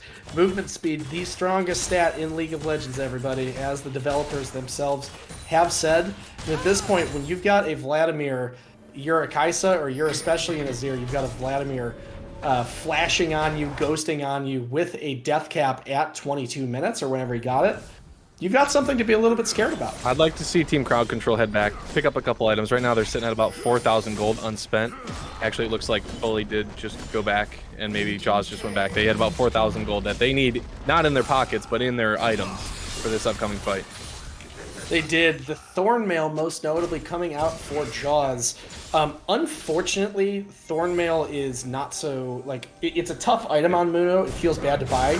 Oh, well, Reform Bully has actually ghosted towards Swiss Army Cabinet. Swiss Army Cabinet just going to jump out, and they're looking like they're going to want to turn on the Baron. Summoner spell down, but at least dominance has been asserted. Oh, Hippogriff. Meanwhile, what are we watching? These ghosts... I'm telling you, the Apple Watch, they're filling their rings. They want to get their points. They're in some kind of competition with their friends. They want to get as many steps in as possible.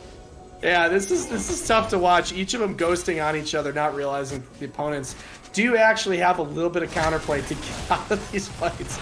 But yeah, now Waj running at them. Teams are just running at each other. There's no highbrow engages. There's no brilliant moves. It's just a bunch of teams smashing their faces into each other. Yeah, and it's seeing like the outcome. they're like Indiana Jones trying to run from the big boulder chasing them. It's not much finesse. You just this big ball running into somebody. This big ball running into somebody. That's pretty much what I think of when I think of reformed bullies Udyr. Pretty much what we've gotten, but notably it's looked pretty good. You know, they just need to figure out what their win condition is on one of these fights. Most notably, you don't really have a choice at this point. Oh, reform bully gone. He's going to get one shot. I don't even know what to say about that. You had to imagine they were going to be there. You know they've got CC. And unfortunately, reform bully on the soul point walks face first. The rest of the team doesn't want to completely let that go. They think they might be strong enough. I just don't know what they have here. Control's going to have to do a whole lot. A lot coming in, but is it going to be enough? A lot of damage. A zero comes through. It's going to be a lot, but the flashes come back over the wall. Control is now gone golden. It is not going to be enough. AI Box trying to do his best, but there's just too much AoE damage. It's going to mean totally nothing. Control can't do much of that. Honestly, yeah, the wallet's been thrown. Not enough there, and that's what happens when you take a fight 4v5. They weren't even that far ahead with the wallet. It was one of those slim ones versus the other ones. Like the wallet, that was just a huge oopsie. Reform Bully absolutely inting, griefing his team, running in for no reason, on soul point as the jungler. Pro tip, do not do what he just did. Well, if we're being hyper-specific, I must say they were actually about 7,500 gold ahead, because one team was missing a member, and so that's the ultimate wallet throw. Sure, sure. As you can see. Six. Oh, and he's gonna make it happen again. CC immune. Okay, yeah, reform bully Calvert wanting to finally have a performance where he's the boss. I am the captain now. But yeah, reform bully's gonna walk away from that. Surprised I didn't stay on the Baron there. Yeah, bully pulling him off, intimidating him like a real bully. Like a real bully. The flash comes through, the apprehend right afterwards, That's and gonna be ultimately Baron. that slams down right in the middle of his face. He is dead, and the jungler dies again, and when the jungler keeps dying, you don't really have a choice but to give up the objectives. The team might want to meet. They might realize that Waj is not here. He cannot be here. If there was ever a time to take a fight, it would be now. Calvert running down Tilted Tom on the bot side, who's not able to really be a part of this fight. The musical jaw is getting a little bit of damage down from the cleavers. Will it be enough? The damage coming down. There is a lot of damage from the red team in the pit. Waj is around the side. It ultimately will not matter enough. Control getting chased down, and he's gonna have to drop the ult onto him. Rook Stout with the Cataclysm forward. Rook Stout a little too far forward, thinking that his team could follow, forgetting that the Azir ult was preventing everyone from jumping over. So this still is a game they were able to find a counter right here. But yeah, unfortunately, Baron is through, and we're seeing that JOA's team is ultimately in the lead right now. Well, we saw a repeat of another jungler oops dying again before a major objective. A clean take on Baron. Calbert absolutely baiting his jungler there by going in deep. But you only lose one. You still have Baron. Wow, that was a true wallet slap. If you're bully right here, you just, you know, basically the whole team has to say, hey man, calm down. You know, you're showing up, you're walking into the jungle, call your support to come with you, just don't go by yourself, right? A lot of people get into this trap where they're like, well, I had to get vision or we were gonna lose anyway. But yeah, if you run into the enemy, you know, the river where you know they are and you have no friends, then that's probably the quickest way to lose. So yeah, the team's just got to get the mentals together. I think everyone else on the team's actually playing quite well. Unfortunately, they're not having a chance to play the game just because someone's dead at the start of each fight. Yeah, I mean, I'm no blood with the Udyr top lane, but I'm pretty sure with some better play there, you go CC immune a little bit. You don't get caught as easily. Maybe that shows a little bit of inexperience on Bully's side, or I don't know, just positional mistakes to begin with. But at least you got to be ready to escape with your abilities. Yeah, 100%. And Tranimal pointing out something good in chat right now, saying Udyr's only job is to stun the person in front of the Kai'Sa. You got this big Kai'Sa, she's nearing it on 3 items. She is capable of actually doing damage. The problem is that we know Kai'Sa, she has to sit there and auto-attack the same champion enough times to actually get the death, right? To proc the passive, that's where all the damage comes from. And if she's getting gone on by everybody, you don't really get the chance to do that. So that's what we hope to see here from Reform Bully, but we'll see what happens. The respect flash. Yeah, that was a good flash, I think. He had some help coming. He did have help coming. Ultimately, the Baron is going to help them take down the tower. Control in the bot lane, trying to clear these waves. Wojtek just killing towers, and unfortunately, at some point, the Vladimir just gets big enough to go crazy. And the Azir just hasn't turned on yet. I don't think the Azir is gonna turn on, is what I'm seeing. Oh, Wojtek getting gone on. The stun is down. The flash is down. A fantastic play. Reform Bully actually doing a really good job right there. And of course, he steals the kill. He takes the kill. I wouldn't have expected anything else. Kaiser's Q is just slapping him, and he still sees the need to go in and steal the kill. We needed to see AI Box with the comeback performance here, but his team is not doing him any favors. Yeah, Bully, you saw the flash. You saw the pool, you saw the ghost. You know, it's just funny. His 2 kills in this game are they were like 2 times where he needed to donate it to the enemy, just after what had happened. But you know what? Hopefully it'll get him a little bit tanky, so he doesn't get 1 shot before Dragon fights. Sorry, I'm being mean. We love you, Bully. You just got to be better. You know, if there was a game to be mean to Bully, this is probably the game. You know, right, we're getting it out of there. Apprehend has come down and the passive taken down. Both ghosts immediately channeled by both of these people. Hippogriff trying to get everything, and he's gonna find the kill. He can't do that. Oh no! Oh, this is just absolutely terrible, disastrous. Now Musical Jaws looks like he's gonna be coming down. That is a 1 versus 3 triple kill for Hippogriff. And Bully just got too far ahead of his top laner who didn't want to go on it.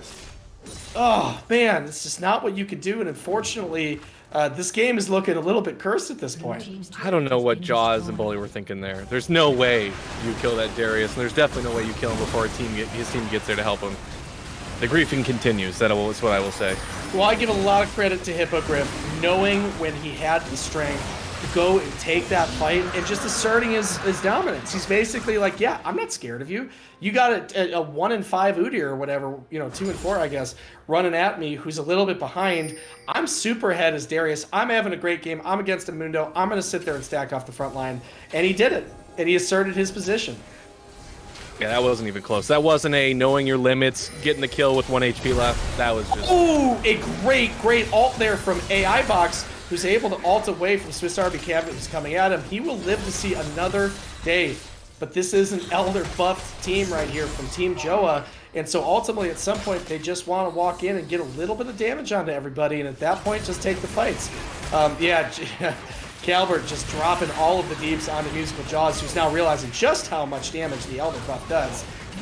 Does not have to pop the ult, but they will lose the inhibitor. They're going to go 1 by 1, as we talked about. Peel back the onion of Summoner's Rift.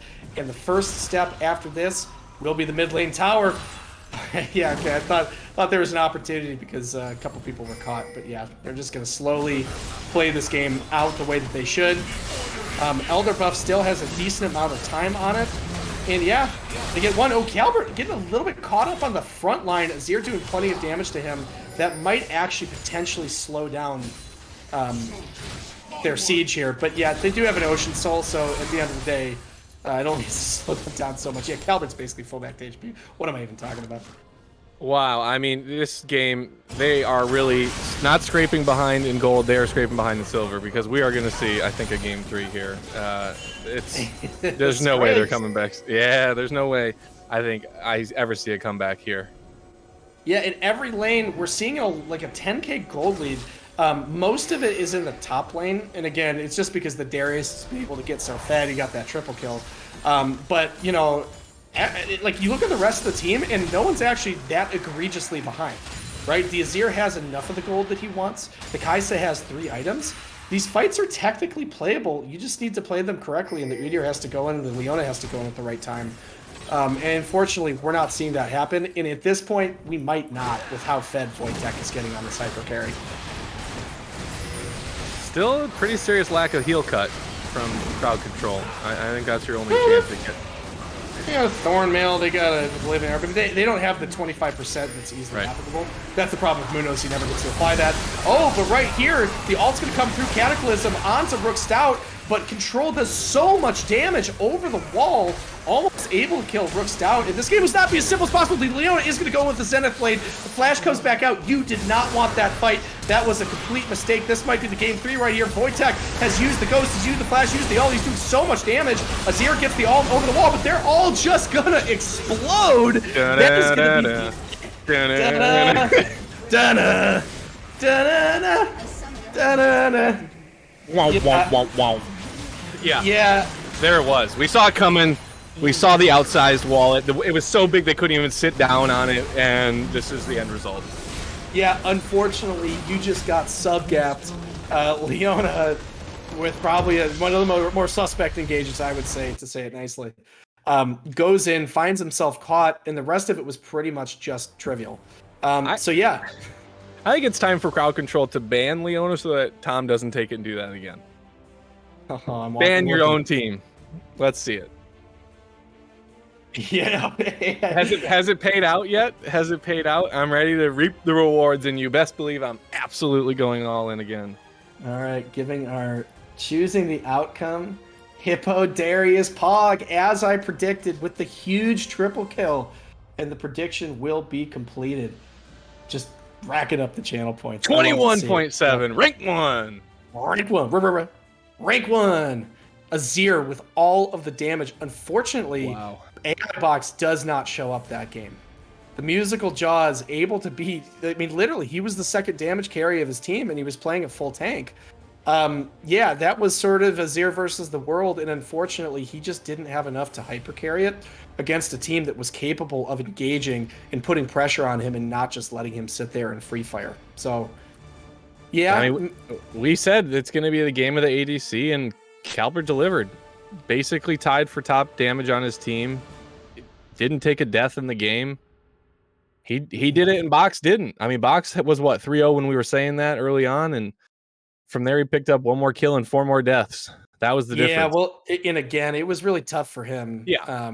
People diving on him consistently. Yeah. Your jungler inting again and again and again. Correct. Yeah. Correct. It is what it is. But, folks, we've got silver scrapes coming. We're going to game 3. We love the game 3s.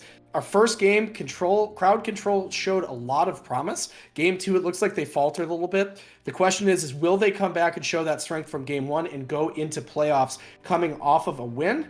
Or is JOA's team going to stomp down the competition and just come in and say, hey, listen, we were meant to win today? Join us soon in about 4 or 5 minutes. We'll be back very shortly. See you soon.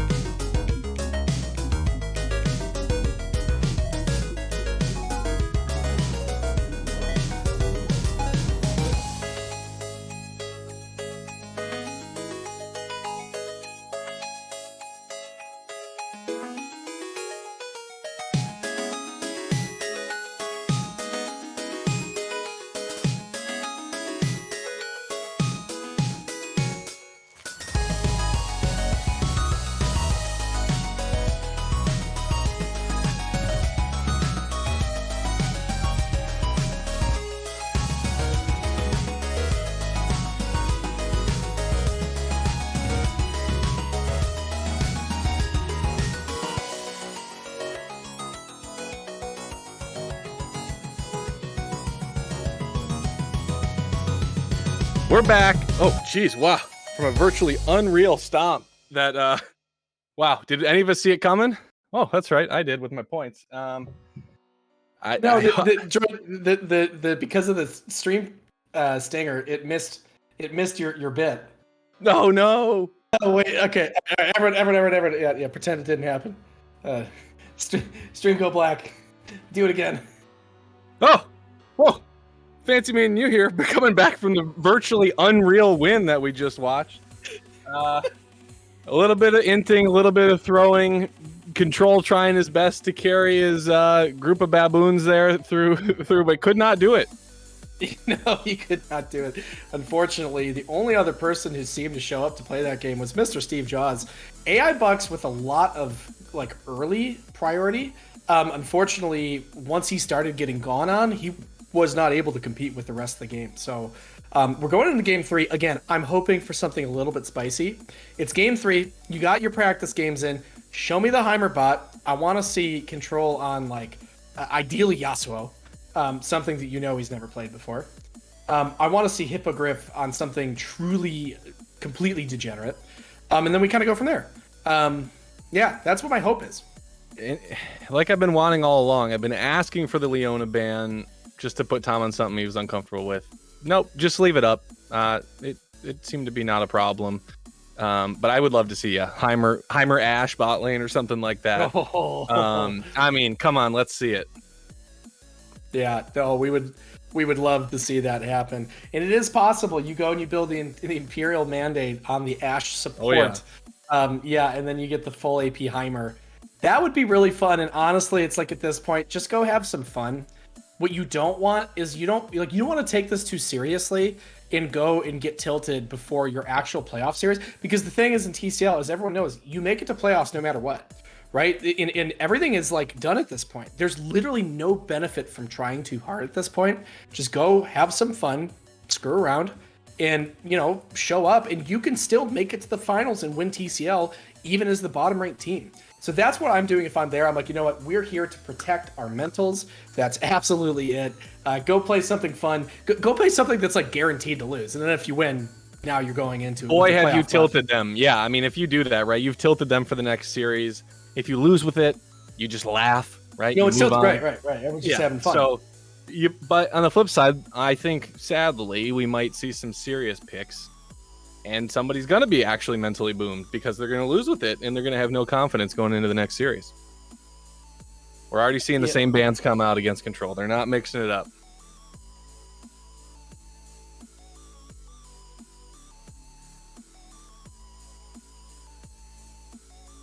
I mean, it's the one thing I always talk about not doing it. Because the problem is like if I go, I have such a loud keyboard. So if I'm typing something real quick, I always mute. I forget to come off of it. But yeah, same requisite bans. We just don't want to give Control the stuff that he's going to make your life a living hell on. And yeah, the one trick bans coming out between the Jhin from Calbert and the Thresh from Swish Arby Cabinet. And yeah, looks like we're getting a similar style of game. I mean, you just waffle stomped him. Why would you change your bans, right? You keep doing the same thing. But again, it does tip the hat a little bit that maybe they're taking this seriously. We're not seeing them write out any funny messages with the first letter of the champ bans or anything like that. I would have liked to see that, but here we are. Yeah, come on. All right, well, if we see the Heimer, we know that things are looking pretty good. Honestly, that's my hope at this point. Just go have some fun, y'all. But no, fun does not look like it's going to be had unless that is Swiss Army Cabinet's way of having fun. Leona is picked. Yep, Tristana going to come same through. Picks. I'm pretty sure. Oh, you know what? This is probably a Heimerdinger. That Trist, I'm mid. Yeah, I'm pretty sure that Tristana's mid. It doesn't have to be. AI Box does play the champion. But yeah, at this point, I think at least if it's not a Heimer, I think it's going to be a mage bot, and I think that Control's going to want to take that Tristana mid. Technically a flex in case there's some crazy carry that Waj finds for it, but yeah, last time they picked Heimer, they picked the Tristana the same way, and so that's kind of what my expectation is. I think it's a great first pick then if you're going to have such flexibility around it. It really does open it up because Box could play it, right? Like you said, it's in his wheelhouse. Maybe not the world's most complicated champion to play. He's got good mechanics, so he can pick it up and play it if he needs to. But you love to see the Trist mid. That's the kind of fun stuff we want. Unlike some of these other picks, they're all repeats from the other Correct. games. Correct. I mean, you know what? Hippo loves to play Darius. It's his like favorite champion in the world. I understand. Yeah. Been there, man. Been there. Understood. Oh, don't pick Seraphine. You. Oh man, no. come on. All right. Does it get, why? Okay, the Aatrox locked, and we're gonna have a bloody top lane. Two of Bloodbath and Beyond's favorite champions. We're gonna see which pilot can take one to the victory here. And the Seraphine, I have to assume, is going to Calbert, correct? It could be mid, maybe. I don't know. To my knowledge, I've never seen Cal play Seraphine, but he might be working it on one of his alt accounts or something. That's strange. Yeah, I think Wojtek, you know, he jumps in lobby and he's like, yeah, no dog champs. Okay, yeah, Silas banned from Control. They're banning all the really annoying champs from him. But if that's Triss mid, those are wasted bans. Yeah. All right. Yeah, Calbert does play Seraphine. Production has let us know. Boy, this is interesting. And yeah, I still think. I mean, listen, it is a total flex, right? They can put the Tristana bot. So unfortunately, when you have these strong flex picks, you do have to like maybe lose some bans or force them to basically make a decision. But yeah, at this point, we're gonna see probably 5 mid lane bans, and those 5 mid lane bans are probably not going to be anything that Control was wanting to play anyway. Yeah, why'd you ban his hair? Oh, no. Last night. Yeah, I don't know. Yeah, the problem is like Control to actually create a victory, he needs something that can create early leads. And Azir, for all the things Azir can do, creating early leads is not one of them in terms of the game. So what do you put Bully on here after his performance last game? Do you do something a little safer, something with some more escapes? Something a little tankier like Maokai maybe? So the thing with Bully is that I think that he actually does some of the aggressive picks relatively well. Honestly, I would love to see him on something like Nocturne, put Jaws on that Maokai and put Nocturne. Or no, I guess Jaws is already picked, so yeah, that is going to be the Maokai. Yeah, interesting to see. I don't know what they're calling out. I mean, he might be a little tilted, and he might just be like, hey, I'm playing for the team this game. Question is what is coming out from Wojtek right here, who's got to pick his mid lane champion? You just pick something absurd, right? You maybe, do you think they've realized the Triss might be going mid? I think they still think that's ad carry. Yeah, I'm going to say that this is a Orianna. It's about to be... Oh, Syndra. Oh, of course. Oh, that's not a great matchup for Trist, I don't think. Heimer, I love it. Yeah, it's not a great matchup for Trist, unfortunately. They are going to stick with it, as you said, which is an interesting thing. The problem is with Trist, I actually have played this exact matchup versus Control. I think it was in a scrim that we played it. The problem is, like, you can find some stuff early game. Late game, if you ever jump near the enemy team, Control dropping the Fizz. Okay, so they were a little bit educated, and yeah, I think it's literally exactly what we just said. The matchup is what we talked good. about. Yeah, we talked about this last game. We said the Fizz into the Syndra. Here it is. Oh man, this is awesome. I'm so excited to see this. Control on Fizz. Yeah, come on. We need someone to jump in here in the customs lobby. If you want to jump in, talk about the draft. The Fizz has been picked by Control, and they're trying to find a win to bring themselves into the playoffs with some good mental. So yeah, if you want to join us here. And in the meantime, I will work on the prediction.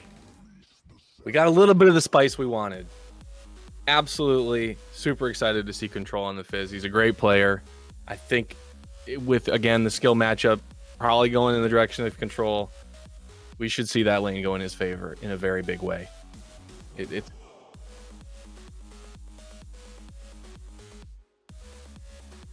Matthias, my friend, you weren't in customs lobby, but you were close enough. You are here officially on the TCL stream, and you're going to be talking about draft. Tell us about your opinions. Well, I don't know how I feel about the Seraphine Leona, you know? Like, I feel like maybe tank supports aren't the exact thing you want to run with a Seraphine. You could have ran a Senna with it. Yeah. So, I'm questioning that bottom line. I really liked Wojtek's performance on Syndra last night. Amazing. So I'm looking to see if he can keep that up, continue it. And I do have to say, my boy Tilted Tom, he loves Rel and Pike, so I was kind of surprised he was on Leona duty tonight. So I'm really curious to see how he plays this half of the matchup. You know, they flip their champs. He's saying, I can play the Rel better this game. Yeah, they both did kind of do that, didn't they? Yeah, it's interesting. What do you think is going to happen with Control's Fizz? I think that's what everyone's going to be wanting to watch for. I mean, that's a wild card. Like I said, Wojtek looked so good last night, but like Syndra maybe dies to Fizz early.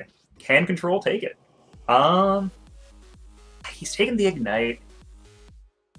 I'm gonna say Control gets. I think Control gets snowball in this game. I'm looking for a JOA win just for the the clean 0-5, but I think Control has so many juicy targets. He has the Seraphine, he has the Syndra. Like, can Swiss peel him off? That's a slippery fish. Yeah, I'm a big fan of this Aatrox pick here from the Musical Jaws. He's got a lot of front line to basically hit across all of this AoE. At the end of the day, it's going to come down to if Control can go and get a big fish onto the immobile Syndra or onto Calvert, who is relatively immobile. Obviously, she's got a bit of a speed boost, but no dashes, nothing like that. Yeah, at the end of the day, if that happens, Control's team wins, and they have enough damage through AI box, through the Musical Jaws, through a very overtuned Maokai who can just sit in the middle of these fights and dive very, very deep into the enemy team. If this is Control's game to win, I love the draft. Unfortunately, you don't see any backline DPS whatsoever here from the janky old apes, which is going to put them into a little bit of a trouble when like Maokai goes and stacks MR. Of course, you got a frontline Darius, but that's pretty much where the damage starts and ends. So I'm calling for Control. That's going to be my pick right here. Matthias, who are you predicting? I want to say it's Control just because I like their draft a little bit better. But like I said, I want the 0-5. I'm rooting for Janky Old Apes. I say they're taking it. All right, Janky Old Apes taking it. And finally, J Bob. I missed the last second vote. I tried to sneak it in. I was gonna go for Control with my 21,000 channel points. I didn't get it in apparently. I just mostly want to see the Fizz just style on some people, so that's why I'm going that route. Rudy is in the chat watching his own team right now. Nice. But Rats, I missed it too, but it looks like the game's about to begin, so I should probably get out of here. But yeah, I just want to say, good. You don't have very much sustained damage on Janky Old Apes, but I hope they can pull through. See y'all later. Could happen. See you later. Rudy, at the softball field, just lost their playoffs in overtime by 1. They're called extra innings, you un-American person. But overtime. Is that a weird softball thing that somehow it's called overtime? It's extra innings. Oh my god. It's not American. I expect everything I know about Rudy. He's not a proud American anyway, so I'm not entirely surprised. We have loaded officially into game, and we're watching these Silver Scrapes game 3 of Crowd Control versus the Janky Old Apes, and I am excited about this one. We're watching Control on an assassin. This is gonna be fun, everybody. Yeah, just to call out summoners, we got Box with the cleanse. I think it makes some amount of sense probably to get away from that Leona Cal running the TP. So. Well, I guess it's only one TP. You got double Ghost there on that side with Syndra and Darius both taking Ghost. So we see Darius again taking Ghost. It worked last time. It let him just run a train on Crowd Control. So he knows he doesn't like to TP around and to join team fights to take objectives. So he just says, screw it. I'm just going to run at you, run through units. I'm going to kill you. That is absolutely what the case is here. And at the end of the day, again, the thing I'm most concerned about is that if we get a Maw and a Spirit Visage onto the Aatrox, if we got a Spirit Visage and whatever the one that gives you the zoom MR item, Force of Nature, whatever it's called. I think so. Yeah. Force of Nature. Force of Nature onto the Maokai. I'm just a little bit worried there is no DPS to actually kill this front line. AI Box should have the ability to stand behind his team and just blow out damage while Control is basically killing the backline. So that's what I'm hoping to see right here. Again, I'm calling for that Control win, but we've got two teams who really want this. They want to get into the playoffs, have the mental be strong, win that first one, and use that momentum to get them towards the finals. So that's what we're hoping to see here. Yeah, I agree. I mean, with Maokai, with Rel, potentially even Aatrox if he can heal enough. Those are some tanky boys. You get some MR. I don't see where the damage is going to be coming from on JOA's side to kill that later in the game. So they need to get a big lead early and pull away, and that's got to come from Darius, is my guess. No, it sure does, and I think Hippo has the ability to. You know, we saw him, the musical Jaws beat the crap out of him game 1. You know, game 2, you know, on the Darius, he was actually able to do what Darius is supposed to do, win that lane, ultimately get that triple kill and just get a ton of pressure. And so they're trying to trading back blows, but Reform Bully takes the flash onto the immobile Wojtek. Wojtek right there is trying to run away, and he does notably still have flash. A fantastic scatter the weak, stunning everybody, and he doesn't even have to flash to get out. That was a crazy good play by Wojtek. Wow. Yeah, the pair on that guy to just do that.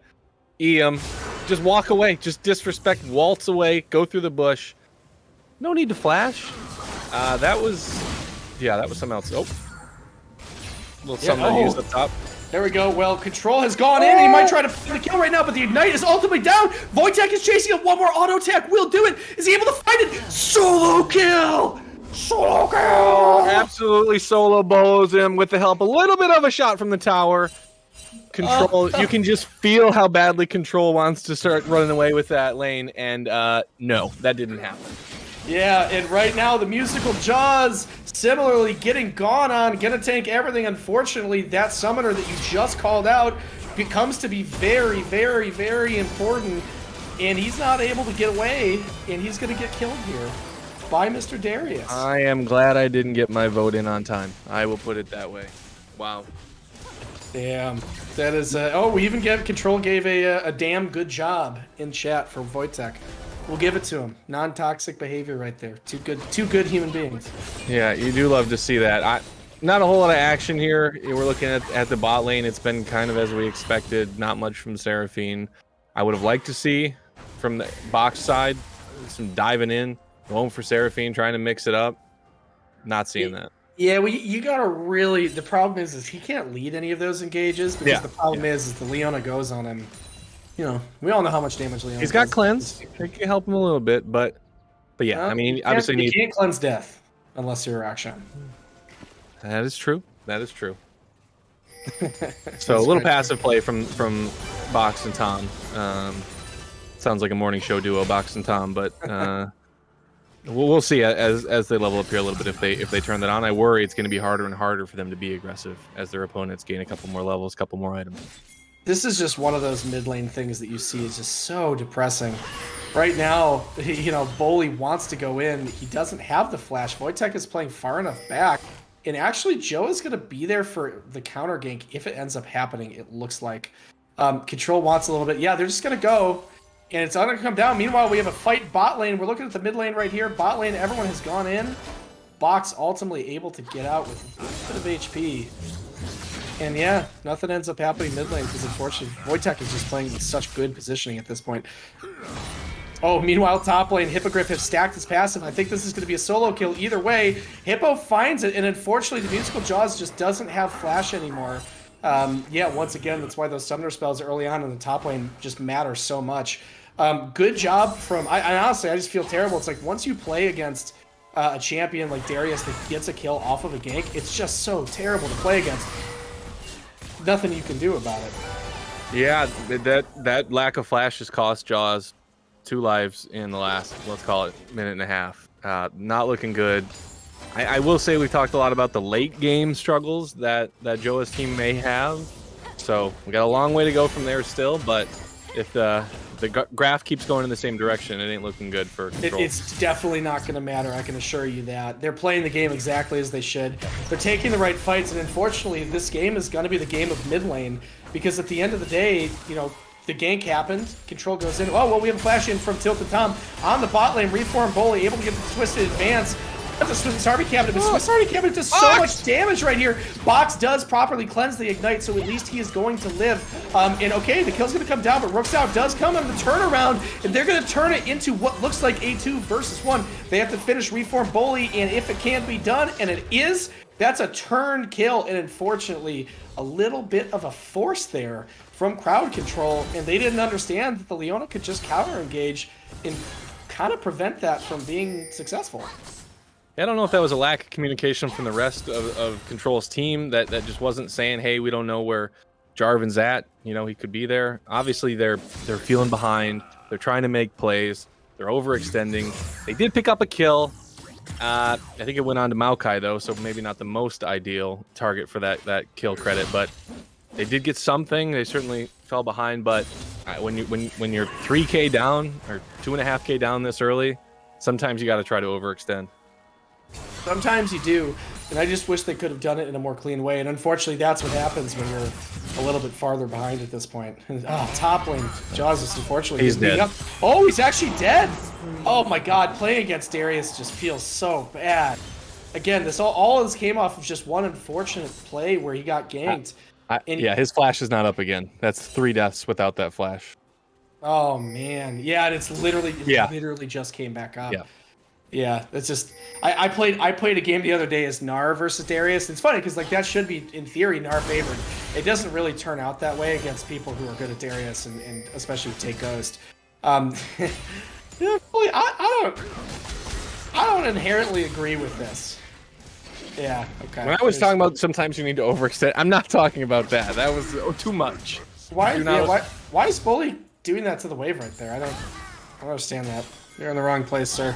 You're really in the wrong place, sir, because Hippo is going to be going on you. They're looking for the fight, and yeah, unfortunately, there's just not going to be enough juice right here. Reform Bully does drop it. Hippogriff gets the root on him from the ult right here. Is there going to be enough juice to bring him down? The flash will come through. He's going to knock him back into Jaws, and Jaws is going to find the kill. A fantastic look there from both Jaws and Reform Bully, and finally, Reform Bully actually gives the kill to the right person. That was a bunch of summoners, a bunch of ults to try to catch him. They get it. I don't think they're going to convert it into a whole lot. Maybe the Herald, the top lane looks to be kind of frozen in the middle there. I don't think Darius loses a whole lot out of that. He doesn't lose a whole lot, but I do think it is going to be really beneficial that the Aatrox can come to lane, basically keep the wave frozen, and know that he's not going to get ghosted on. Like, that takes a lot of pressure off of. And, yeah, and a 600 gold shutdown for the Aatrox, who still hasn't backed. So he's going to be a nice, juicy... Yeah, let's see how much gold he has. He's sitting on 1,000. Yeah, he just spent it. Yeah, gets a little bit the items. You know, the lethality, you know, and I know that Eclipse is kind of the meta build. I might have considered a Gorge Ranker at this point just because, like, that health is going to help you stay alive a little bit better, and Eclipse doesn't give you survivability until you actually get the item. But yeah, at the end of the day, huge shutdown, and hopefully he'll be able to turn that into a little bit of pressure at this point. Yeah, and Hippo is still up 700, right? Don't get that twisted. He hasn't spent all of that, obviously, on items, but he's still up on gold, obviously still up on kills, up on experience, so he's certainly not behind. He just isn't the absolute powerhouse he was about 40 seconds ago. Yeah, huge play here. Now we want to shift our view to the Fizz that's mid lane. Obviously controlled, knowing not how to get killed over and over, and he's playing the lane fairly safe. And of course, the Syndra isn't looking to make really extensive roams. And so yeah, he kind of cut the bleeding, but at some point we need to see the Fizz enter the game, be a part of some of these fights, get a little bit of gold in his pocket right here, and it might start now, but they don't know this is a 3v3. AI Box with absolutely nothing to get out of this, and he is not going to get taken down. That's absolutely huge. The Fizz is actually going to do so much, able to find the assassination, double kill in the bot lane. They're going to be going after the third. Meanwhile, Darius top. The musical Jaws has done a fantastic job of baiting in the Darius, making sure that he doesn't die. Reinforced Bully looking for it, but this is still a Darius, and we know the Darius does Darius things. Jaws, you gotta get out of there. You gotta get out of there, and he's not gonna be able to find it. He does find the kill before the heal comes through for him, and that's gonna be an even trade. Why are you staying and just let your jungler get the kill? A little more greed there. But shout out to that fight in the bot lane, though. That was exquisite. You were talking about Control wanting to pick up some kills, some money. There it was. Making an impact. If Crowd Control wins this game, we're going to look at that moment as the moment that they saved it. Yeah, and right here in the top lane, that was a 1-for-1 trade. Actually not looking too bad because Reform Bully able to get himself a ton of gold. Obviously, it's not what you want out of a Herald, but they do win with a large gold advantage from that 1-for-1 play. All right, for those of you out there, this is the second game in a row where it's a misused Herald, in my opinion. Smack it a little bit more, right? Get that value of that charge. I think if he would have sat in there for another 10 seconds and hit it and then dropped the Herald, that tower that you're looking at on the top lane does not exist right now. So some missed opportunity there, I think, from the side of Control. Yeah, I completely agree. He had a little bit more time there, but you know what? At this point, if you go and you feed the Darius anymore, you're gonna have a big problem. So, you know, I do agree with his choice of not being potentially risky. But yeah, the gold is about even. I mean, just to call that out, they're 200 gold behind. I mean, that might as well be the same. So it looks like Cal's sitting on 1,200 gold that he hasn't spent. So really, in terms of gold that's into items, we're looking at Control that has more money. We have Control who's gone in, and he's missed the Scatter of the Week. Or I should say the Playful Trister has gone over it. No Ignite, but he does have a Flash, and the Flash will lead to the kill. A great solo kill for Control, who's gone from losing early to kind of taking over this mid lane. And there it was. That's what we said. Playful Trickster over the Scatter of the Week. Goodbye, Syndra. It does take Control's Flash to finish off the kill, so he won't have that up for the next time he tries to do that little 1v1 action, but he also has 1,100 gold that he's still yet to spend, so probably when he goes and spends that, he won't need the Flash next time. That's why you picked the Fizz into Syndra right there. Yeah, it was a really, really good pick. I totally love it. You know, I'm a little concerned. I'm hoping that the Musical Jaws is able to get a little bit of gold back in his pocket. It actually looks like he's going to get this first tower. That's huge. Yeah, the Darius who had run to Baron or to Dragon, unfortunately because he's not FTP, able to get that, and he gets the plate and the tower there for first tower, and yeah, he's got his gold back in the game, and I think he actually has enough to purchase the Eclipse right now. So if he was able to go back, get the Eclipse, push this wave in, and then quickly TP to Dragon, I think this is a fight personally we want to see Crowd Control taking. Yeah, but he needs to be backing. I do not agree with pushing that tower because he's gonna, if he has to TP in, he's gonna have that 1,600 gold not spent. Okay, they're just giving it up. Yeah, I mean, I actually don't completely disagree with that, because yeah, they're giving away second Dragon. He's gonna get a lot of tower damage onto that. Oh well, okay, I disagree with it now because unfortunately they stayed too long. They're gonna get engaged onto. Yeah, in Control, a lot of damage on top of him. He tries to get it back onto Wojtek. Oh, well, the fish does come through. One more tick of the W, and nope, will not happen. Yeah, it's a weird... That's a weird thing to get caught on, I will say. Speaking of getting caught, we have a potential that Musical Jaws in the top lane getting a little bit gone on right now. He's going to pop the ult, but it's not going to be enough. Will the W be able to actually get him into that box and prevent him from getting run down? He's dead. Well, He's dead. Oh, last tick. So you know the ticks, man. You knew he was dead. Does Darius tick like before the last tick is gonna kill? Like pause for a tick? Because I feel like that's what just happened. I don't think so. Maybe just yeah. Pause for a dramatic effect. Yeah, it kind of felt like he was like, it kind of felt like he was sitting there with like 50 HP. I don't think he used Ghosts for that fight. Was it the fight before? He looks like he recently used it.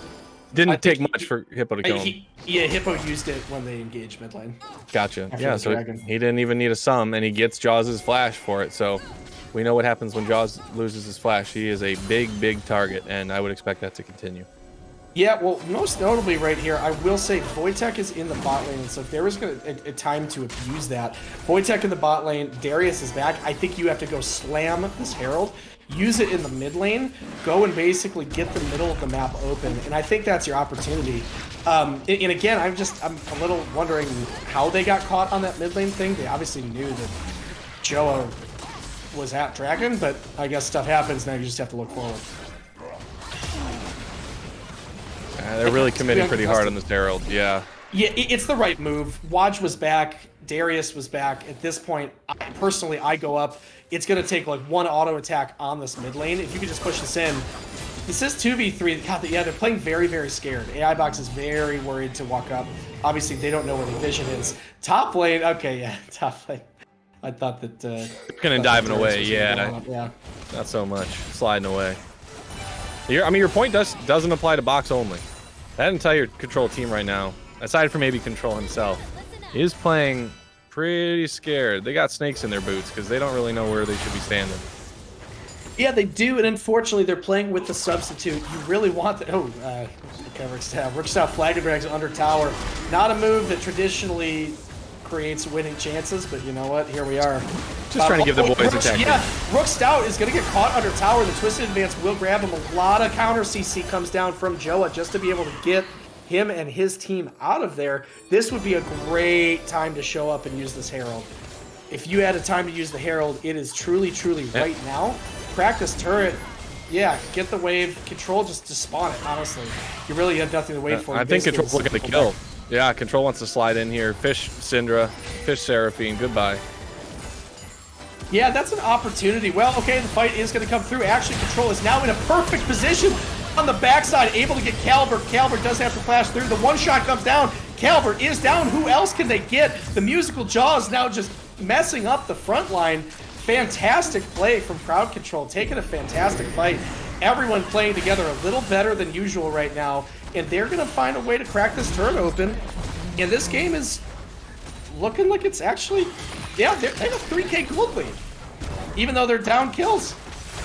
Yeah, and so far we were talking about Control picking up a couple magic resist items and not seeing a lot of that yet, which is scary because they're still winning the fights. And wait till they pick up those magic resist items.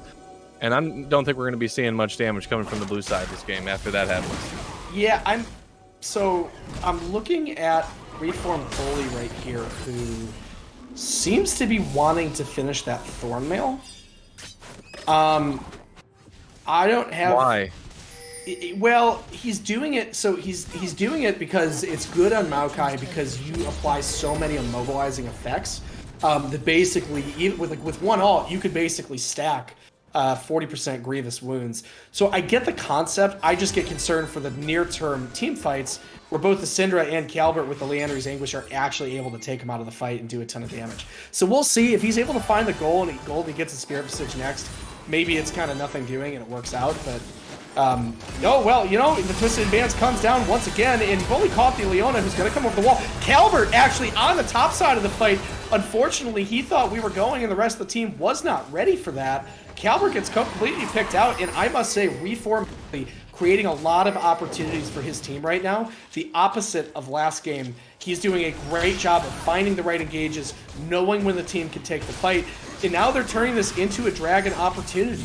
Obviously, Rook Stout, one of the kings of steel, is looking like he wants to come over this wall right now. Everyone's kind of playing a little bit of the Kings of Dragons. Yeah, you got to pull it at this point. We've seen this on HBO Max already. We don't have to see it again. We can just go and take the dragon for free. And yeah, Joe looks like he wants to come, decides ultimately not to, and they're just going to get I can't believe they're staring at Jarvan's huge pull that he's dropped there, and they're not pulling out. I don't get it. You gotta always pull out, man. Exactly what we would have expected. But you know what? They found the dragon all the same. Rook Stout decided he did not want to die for it. Probably an intelligent move. Yeah, I mean, absolutely. And it maybe went a little unnoticed there, but Hippogriff at the start of that fight blew his ghost for, again, Apple Watch reasons. I don't really know what he was thinking. Fill in the rings again. Wasted ghost. I don't understand. He needs that to hunt, chase people down, clean up fights, and he used it at the start to go nowhere. Yeah, that is the one unfortunate thing. Darius is a great champion, but I will say Aatrox's going to be able to find himself and make himself a little more useful for the team with just the continuous crowd control. Speaking of crowd control... Ambitious. Ambitious and completely... Even if that hits, he doesn't get the kill there. I don't know. You want to use that on the squishy boys, not Darius. Yeah, I'm guessing the thought is that Darius actually doesn't have any magic resist built yet at this point. Oh, Rook Stout, wow. Actually Respect flashing. Flash, yeah. Yeah. Weird, you feel like you wait for him to ult. I was going to say that. He's just playing safe. They're all playing a little scared, right? We were talking about it. There it was. Little trigger happy on the flash finger. Well, and again, that flash is so crucial, being able to find the kills. You know, for the Fizz combo, being able to use the flash for when you're the mid playful trickster in falling down on them and being able to change your fall location, really important once you get into the kind of mid late game against the carries that have flash, and they will use it for that. But, you know, it is what it is. You live to fight another day, and this game is very close. But we're at a pause, everybody. So while we're there, just I think Fizz has, how long has he had Dark Seal? I'm just now noticing that. That feels like a pretty recent pickup. I think it is. That's something. Maybe that's why he was a little quicker on the flash, trying to protect the 2 stacks that he's got. That is confidence. I mean, you can certainly pick up kills on Fizz, but you're gonna die sometimes. Yeah, I mean, whatever. You know what? He's carrying the team. I don't want to give him too much crap. Sure. Sometimes it happens, but I'm wondering who spilled Bang energy drink on their keyboard, and is their name Reformed Bully? We'll check and see. Well, I don't want to bother the teams because I'm guessing this doesn't go. And I would have gotten some kind of something. Not seeing the chat though, but it does look to be on the stream. Let's see. Not John's, it's not Tom. Are you reading the chat, Mr. Producer? Yeah. Okay, they're ready. All right, they are coming back shortly. Sorry for the pause, everybody, but we are about to be getting back into game. It does look like. Hopefully I didn't jinx it.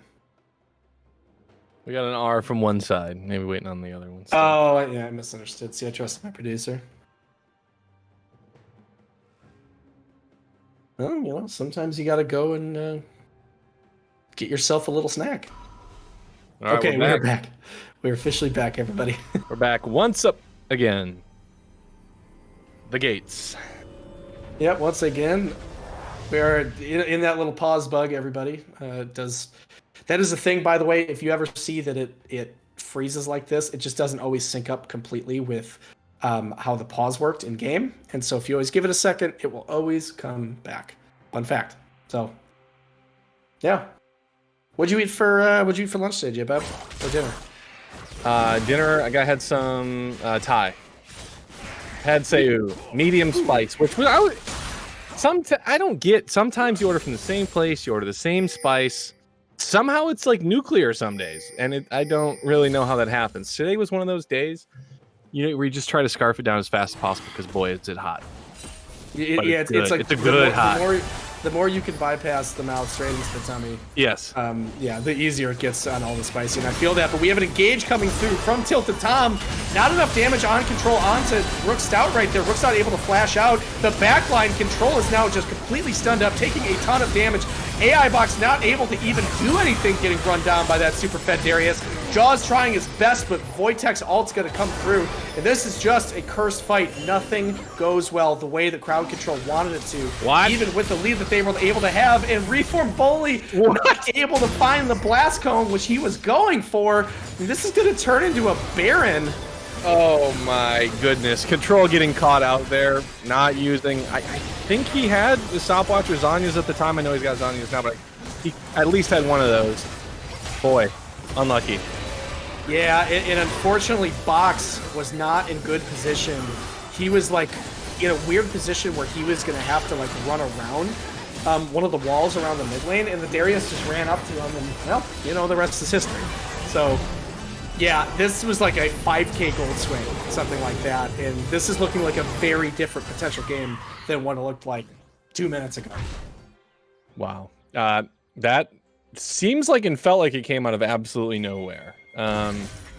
Just when you thought Control's team was ahead, Control was picking people off left and right. Literally but they chose that engage, but they chose it onto Rook Stout. That was the weird thing. Yeah. And the weird thing was like Control went in, a couple people went into it, but no one committed ultimates. So like Control didn't throw a fish at him because maybe they thought they couldn't kill him. I don't really know, but yeah, it was like a half commit, and unfortunately Joe is able to get out and the rest of the team. But this is looking like a Bush cheese. They want to go on someone. There's no vision of this, and they're gonna go and they find Wojtek. The Ignite is ticking. He is going to go. Swiss Army and the Leona's now going to go down. Meanwhile, the back line, we've got Control going on to Calvert. Rook Stout is going to try to get over the wall. He will make it, but a fantastic Bush cheese. We'd love to see it. Hippo not even able to participate in the fight. And crowd control has brought back at least some level of control of the game towards their team. The gold lead still is not in their favor. Meanwhile, there's a Darius hanging out mid lane with Baron. And yeah, you can go on this dragon. The problem is you're going to lose a turret if you let him do it. Yeah, Hippogriff just chilling, actually just letting the minions kill for him, which is really funny. He's trying to bait them to come. But yeah, this looking like a dragon. This will put the dragon count at 2-2. Darius has recommitted to the tower top side, and the more time they take to kill this thing, the more tower the Darius gets. And so yeah, ultimately, good little cheese, good dragon, still taking him an eternity to kill it. But good job on Darius after his team died, knowing that he could at least go get some counter gold back on his team. Yeah, I mean, you mentioned HBO Max earlier, but that was a great play to watch, but I wouldn't watch Bush Cheese. So I don't really understand how they didn't have vision there. I mean, Calvert got caught in a big way. Really, Wojtek, with that last tick or two of Ignite taking him down over the wall, if he would have escaped, that'd be a very different fight as well. I mean, I think it's still the right play to flash over the wall. It all happened so fast, but that was great. That's the kind of stuff you need to come back. As the game was slipping out of their hands, they're back in it. I will say, by the way, Hippogriff, 2 games in a row with a similar scoreline. He has shown up to play, and I think he's found himself to be highly, highly useful in these last 2 games. The question is will the rest of his team, and especially this team comp, be able to follow him in late game? Will AI Box be able to scale to a point where it just doesn't matter? That's obviously the hope here, but we're gonna have to see how this game progresses forward before we can make any calls on it. Well, I think that's gonna happen. I think he's gonna scale. I think Fizz is gonna be able to pick off a target of his choice pretty much from this point going forward. Looks like he sold off the the greed item. Probably smart to dump that. But I think Control, while they may be, what, 2K down, it feels even. Didn't you used to be able to stack Dark Seals? Yeah. I think that was a... Yeah. Yeah, that's right. It was a Singe thing. You'd stack 3 Dark Seals. That's like it was the toxic version. I remember in like season 6, all the top laners, because it was like Gragas, Maokai, they would all, like, Doran's ring was so broken, so they would just buy 3 Doran's rings at the start of every single game, no matter what. And that was just like how they built. Obviously things have changed, but yeah, you had that Dark Seal stack for a while, which was pretty awesome. Yeah, I'd probably, I mean, Cal's Dark Seal stacks, my guess, are not long for this world with Control running around. A pretty bold item to take when you're up against a Fizz, I would think. He will be targeting you to get rid of those stacks. Yeah, and right now, AI Box is gonna be on frontline duty. He needs to position correctly in these fights. Fizz is going to be going around the backside. It is Fizz's job to be able to kill Wojtek in the similar people. Box needs to shoot the person in front of him, and he can never, ever, ever stop DPSing. That's your job as Tristana, and you have to be able to do it well. And unfortunately, we have not seen that in the last couple fights with people getting caught, and no one's taking these fights in the way that they want to, in a nice measured front to back. You know, people are kind of getting caught, and they're doing their best to work around it, but if they can take the fight they want, they have a chance. They just have to not get caught doing so. Yeah, we've got Baron in a minute 20. Box has a fair chunk of change, 1,600 still in his pocket. I would expect he's probably thinking of going back, spending that money. They should go establish vision around Baron, get Control. It's in their team's name. They need to get it and set up shop around that Baron. Yeah, they sure do. It is in their name, and we're hoping to see it from them. And again, this game is relatively even. We just need the people with the gold to you know, kind of assert their presence right here. And unfortunately, the presence that is being asserted right now is between the Syndra and the Darius and the rest of the team here on janky old apes. But again, we have a long game left right here. We found that the musical jaw is actually able to be really useful in some of these fights, depending, or rather, despite some of the early kills that he had given up and how strong the Darius had become. And this game is not over by any means or even close to it. Just so what I said Control should do, they did. They went back and spent their money. Baron's up in 20. Who didn't do what they should have done? Syndra, Wojtek, he's got 1,700 in this fight. That's pretty much the gold difference. So gold diff is equal. Oh, here Reform Bully getting gone on, but I'm not convinced about this engage. He's going to live through half this. A ton of CC onto the enemy team. The Leona's going to go first, and that's going to be the beginning of it. Control does not have ult, but the fight is going to go down. Now it's Darius' turn to play the game. Darius is going to come through a lot of damage onto this Tilted Tom. Darius doing everything. Penta time, Pentakir. Oh, and unfortunately, the Syndra able to find all of the damage right there onto AI Box. I wanted to see a Penta there, but you know what? Their goal is to win, not to get Penta kills and be super greedy here. Great play from Hippo. Gets in the middle of the team despite his Leona getting caught and asserts his dominance. Yeah, it really felt like they were totally caught out. It felt like it was going to be a 2 for nothing. And they were X-Peke just too tanky. They just could not kill the two of them. And by the time they gave Darius enough time to stack up some of his passive, too late. Yeah, it really was too late. I don't know. I don't really know what to say about that. I think that they could have gotten more damage onto the front line as quickly. I don't feel like everyone was targeting the same thing. Once again, of course, AI Box is your only real DPS, and he has to really overperform in that fights. But yeah, the Darius just runs into the fight, and unfortunately, they had to commit so hard for who they had caught.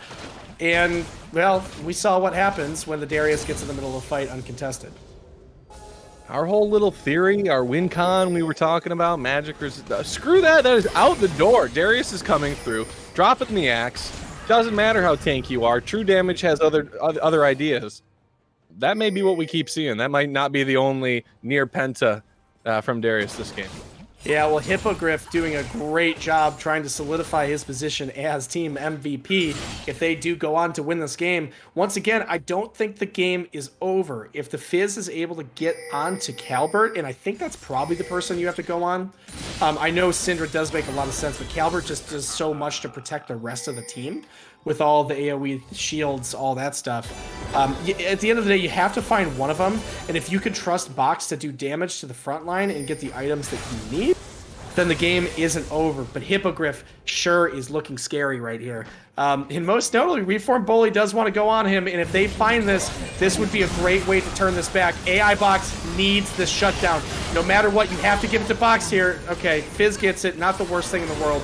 I still think you have to give it to Box, but at least you give it to one of your carries. But let's now look top lane, where the entire team, despite them having Baron recalls, is just giving top lane turret to the musical Jaws. Hopefully he's able to get away here. He does get stunned. Yep, and unfortunately he stays just a little bit too long. Some of the healing comes through, but he does live long enough for his team to be able to get another tower mid lane. As long as they don't get counter engaged on, this is actually looking like a really beneficial play in the Sunlight Flare? Oh, come on. What's that ability called? Solar Flare? Solar Flare. Oh, man. Sunlight Flare. That was actually really close. Solar Flare comes through, misses completely, and yeah, crowd control comes out of that pretty happy gold-wise. That's a Magi's we're seeing now on Calbert. So he is doubling down on the greed, and you know what? He's got the 12 stacks, so it's working. I still think you're going to lose some value there if you get picked off, but to your point earlier, if you're Fizz, those are two juicy targets. It's hard to pick which one you go on. I guess you just probably go on whoever's the most out of position. Yeah, and we're going to need to watch AI Box just do a ton of damage to the Darius. The Fizz got the shutdown. He got what he wanted. Ultimately, he's going to be able to get into this backline and cause a one-shot. Ideally onto Calbert at this point, as we had said, who actually has a lot of HP. And I don't entirely know where it's all coming from besides a single Giant's Belt. Seraph's Embrace, maybe. Yeah, I mean... Wow, yeah. A little bit from Magi's. Seraph's, Magi's, and a Giant's Belt. Actually over 3k HP. I did not know it would add up to be that much. There you go. You learn something a little bit new every single day. But yeah, I mean, the thing with the Fizz is the Fizz does so much damage at this point that you actually will still one-shot. Wojtek making a really, really smart call in going into the Banshees. Wojtek's sitting on 4 items. 4 items actually able to potentially keep him alive. So I don't know who Control's target is at this point, but he does have to find one of these people. And meanwhile, AI Box just needs to show up to these fights. He really has no choice but to do so. Yeah, I think Calvert's still his target, right? Those 12 stacks with the Giants are looking pretty juicy. Fizz himself sitting on 4 items. So he can blow him up. That 3,000 is a buttload of HP, but Fizz, especially with Ignite and everything on top of it, can really pump some damage. I think the problem is going to be creating another one of those scenarios where Control can sneak behind and come up on Calbert and pick him off, and then the rest of his team cleans up the fight. Am I trolling? Calbert lost HP. Did he buy a Tenacity pot? Yeah, I mean, he's at 28 now, right? He was 30 something. Yeah, it Here we was. go. All right, well, the engage comes through. Tilted Tom with all the... You got exactly what you wanted, Box. You have to do so much damage at this point. Probably hitting the wrong person. Doesn't really matter. Rook's out now going to go down. Box jumping after with the rocket jump. Whoa! So much damage back onto him from the Syndra. The Syndra has lit up, officially reached late game, gotten very scary. I think that if Box was auto-attacking... So Box was auto-attacking Leona that whole fight. I think if he was auto-attacking Rook Stout, he would have actually found both of them. Rook Stout was the one who was more able to get out towards the end of that. But you know what? End of the day, that is a one fight. They can regroup, get ready for this dragon, which is coming up here in 18 seconds, and I believe they're able to get to it. The Musical Jaws going to the top lane, trying to get that wave pushed out. We'll have a TP. Ideally, the wards come together. But I think this is going to be a dragon fight, and this is a dragon fight that JOA really, really, really wants to win. Most notably, the call right now does not actually seem to be going to dragon. It's, Hippogriff around the side. He finds Reform Bully. Reform Bully's going to go. The flash will come through. I think he's going to have to throw the ult. He's just going to have to go down slowly and surely. A really, really, really good arcane smash. A huge, huge play. Bully still alive. I think he has to go back in, and I think they have to fight. The TP's coming through, but Jaws did not have a place to TP to. Yeah, unfortunately, a couple good plays by Bully, but I don't understand. The team, they knew their team wasn't there, and they pushed up with no vision, knowing where the enemy team was. Yeah. Strange. He lived for so long, at some point it did seem like his team actually should have probably just gone in and tried to help him, but I guess by then it was just too late. This will be a soul taken here, and meanwhile, crowd control is pushed down mid lane.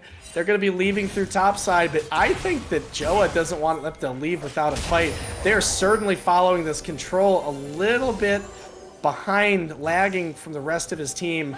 They do not have a Maokai that's going to be able to help here. The speed is coming through. I actually genuinely don't know. Hippo is so gosh darn fast, and Jaws able to use the ult to jump away. Oh, and the Flash Zenith bait control followed with an awesome mastery. The mastery, yeah. Oh my god. Why you gotta do him like that? He has a family. A level 4 mastery is especially BM too. I think it's the most BM mode in the game. That's all you could get, but you know what? They didn't find the kill, but they do want to find the dragon. But you are now on even footing. Musical Jaws gets pulled over the wall, does not want to be a part of this. Reform Bully trying to get over the wall. He's actually not able to. He's going to have to run around. AI Box able to do a pretty decent amount of damage. The ult comes around from the Fizz, but it's just not going to be enough. He does really no damage. Now AI Box still just pumping out, but will it be enough? It doesn't look like the Leona's gone on him. He finds one counter kill, but that's really it. Unfortunately, the team is limping away. Now it does look they're able to just get 1 for 2. It actually is looking very good. If they only lost 2, they could have lost a lot more. Unfortunately, Box just can't pump out the damage he needs to pump out to carry these fights. I mean, credit to JOA's team. They're positioning well so that the targets that he can hit are the thick boys. And it takes Box 10 seconds or so to burn through one of those tanks, and by then the rest of his team's dead. So either they've got to find a way to get Box sneaking into that back line, diving on in, something. But it's, boy, is it hard, because these teams... JOA's team has shields. They've got the Mountain Soul. This is turning around, and I didn't see this coming when we saw that Control had that early lead, but this is going to be a tough one to come back from. Well, Box just does finish his Phantom Dancer. That is a really key DPS item for this point because of the attack buff, the attack speed buff it gets alongside with the lethal tempo. If there was ever a time for him to be able to pump out the damage he needed to, it would be right now. Unfortunately, he's not actually getting a lot from the Giant Slayer because he's having to spend every single fight going after the Leona, and the Leona doesn't actually have that much more HP than Box does, which is really funny how that kind of dynamic works, just because she's multiple levels below and hasn't built that much HP. But anyway, so yeah, at this point, if I am crowd control, I need to find a way to get AI Box DPSing someone else, because every fight he's just pumping damage into the Leona W, and it's just not working. And so we're going to see how this fight ends up turning out. Them running in, and the siege has begun, and they have the soul. And the question is can crowd control's team, with all that damage to the turret, come up with a fight that actually does something? Well, there's nothing you can do. Actually, you have to give it up. I mean, what option do you really have? But the fight's going to come back through. Rook Stout does able to find a Cataclysm right here onto Reform Bully. A ton of damage onto him, and he does find a heal right now. AI Box doing a ton of damage to Hippogriff, who is burning down, but unfortunately, Control not able to find the correct ult, and the ult absolutely misses everyone, and if there was a time to win the game, it would be right now. Hippogriff receives a 1,000 gold. Yeah, Jaws comes back, and I think he didn't think that this was going to happen this quickly. Unfortunately, there's just nothing going for it, and yeah, this is going to be the end of everything. Jaws is going to show up, and he is 1 versus 9, but it's not going to make much of a difference. And a great finish there from Janky Old Apes on a grueling game in an incredible Darius play. Yeah, I mean, it probably didn't matter there, but I don't know why they had Jaws stay in the top lane and keep pushing there for as long as they did. Like you said, what other options? Well, at least try to fight with everybody there instead of fighting one person at a time. Yeah, I mean, at that point, it's I don't know. I think it's kind of tough. Like the game was very far behind. I would have liked to have seen the shutdown again. The shutdown that we saw mid. I feel like they had a chance to turn that around. I think that shutdown just needed to go onto AI Box.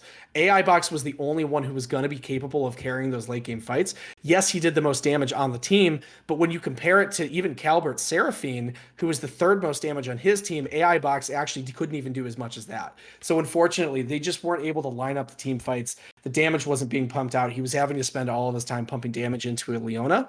And at the end of the day, you had a 13 kill Darius. Without question, I think we know who our MVP is. Is it even worth talking about? I think those last 2 games were absolute domination. Yep. All right. We're gonna pull him in. Mr. Hippogriff, you have been selected as the MVP of this match. You've just finished 1 game with the most damage on your team by far, 13-3. A dominant performance over the entire series. How are you feeling? I'm feeling pretty good.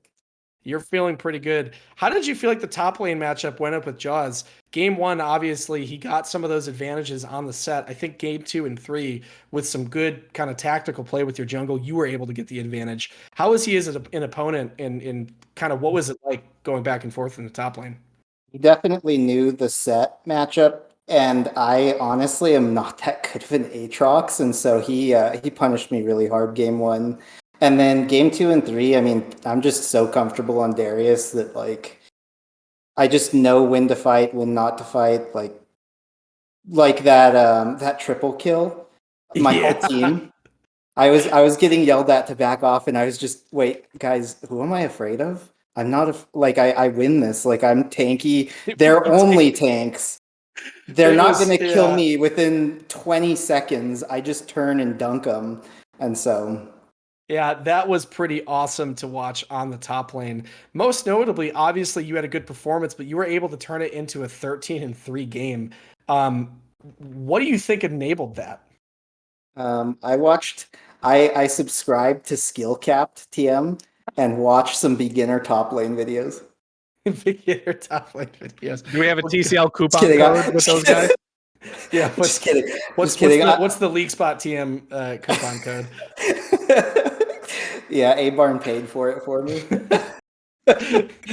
Well, no, I'm just kidding. Okay, you're accusing me of something that would not be becoming of a league commissioner. No, I'm just teasing. I didn't subscribe to it. I just wanted to say that because like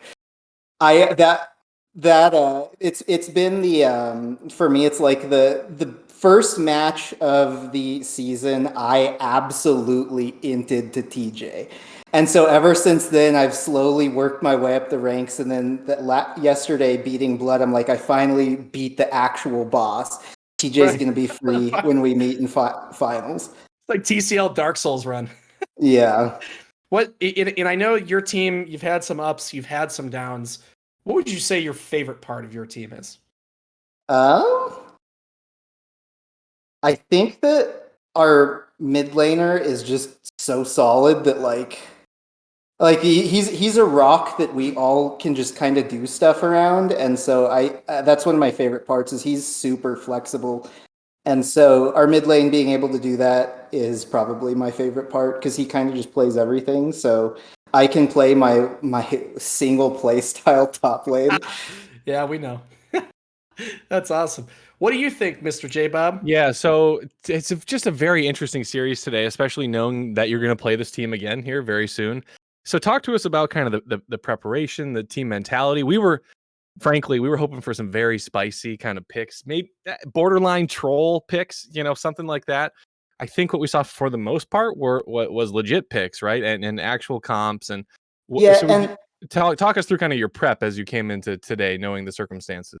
so I know Bully messaged JOA saying that they were going to try, and we saw that, and I'm like, we might as well just try to. Like if I'd rather get stomped by like people actually trying than hard beat like a troll comp, and so like we decided to like take it seriously. I think they took it pretty seriously, and so we got some good games. I think that we didn't really know what to ban against them, so like our prep was kind of just like, I mean, get rid of Control's really annoying champions, and so that's why you saw Control getting banned out pretty much across the board, all of our bans, and so Yeah. like that was really it.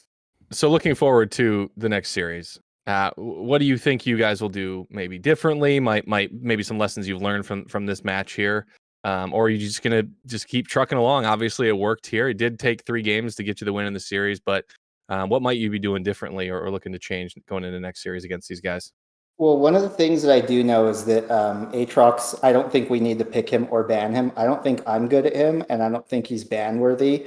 So definitely not worried about that champ. Other than that, I don't really know if much will change. If I lose Darius, a lot of the other champs kind of have the same play style that I play. So from my perspective in my lane, I don't think much changes. And I think that across the board on the rest of my team, I think it's the same case. Yeah. No, that's awesome. So you got a couple days break, and then all of TCL gets to watch this exact same matchup, but this time in best of 5 format as opposed to best of 3 format. What do you think that we're going to see? Are we going to see a little bit of the same? Are some new strategies going to come out, or should everyone just wait and see what happens? Yeah, I'm gonna pick Ornn. You're gonna pick Exclusively Ornn. Don't that's ban okay. anything else. Yeah, you guys better ban Ornn. Yeah, that's you guys need to ban Ornn. Yeah, hell will freeze over before you pick Ornn in playoffs. I know that for a fact. All right, fantastic series, Hippogriff. Thank you for joining us. Incredible performance. Probably your best performance in TCL, at least this season. Great job and have a great night. Thank you guys for having me. Have a good night. See ya. Thanks, Hippo. All right, folks, this has been awesome. What a great matchup to watch. We have officially ended the regular season of TCL Season 5. It's been so great to have you, and yet I feel like it hasn't even started yet because playoffs is where things get fun.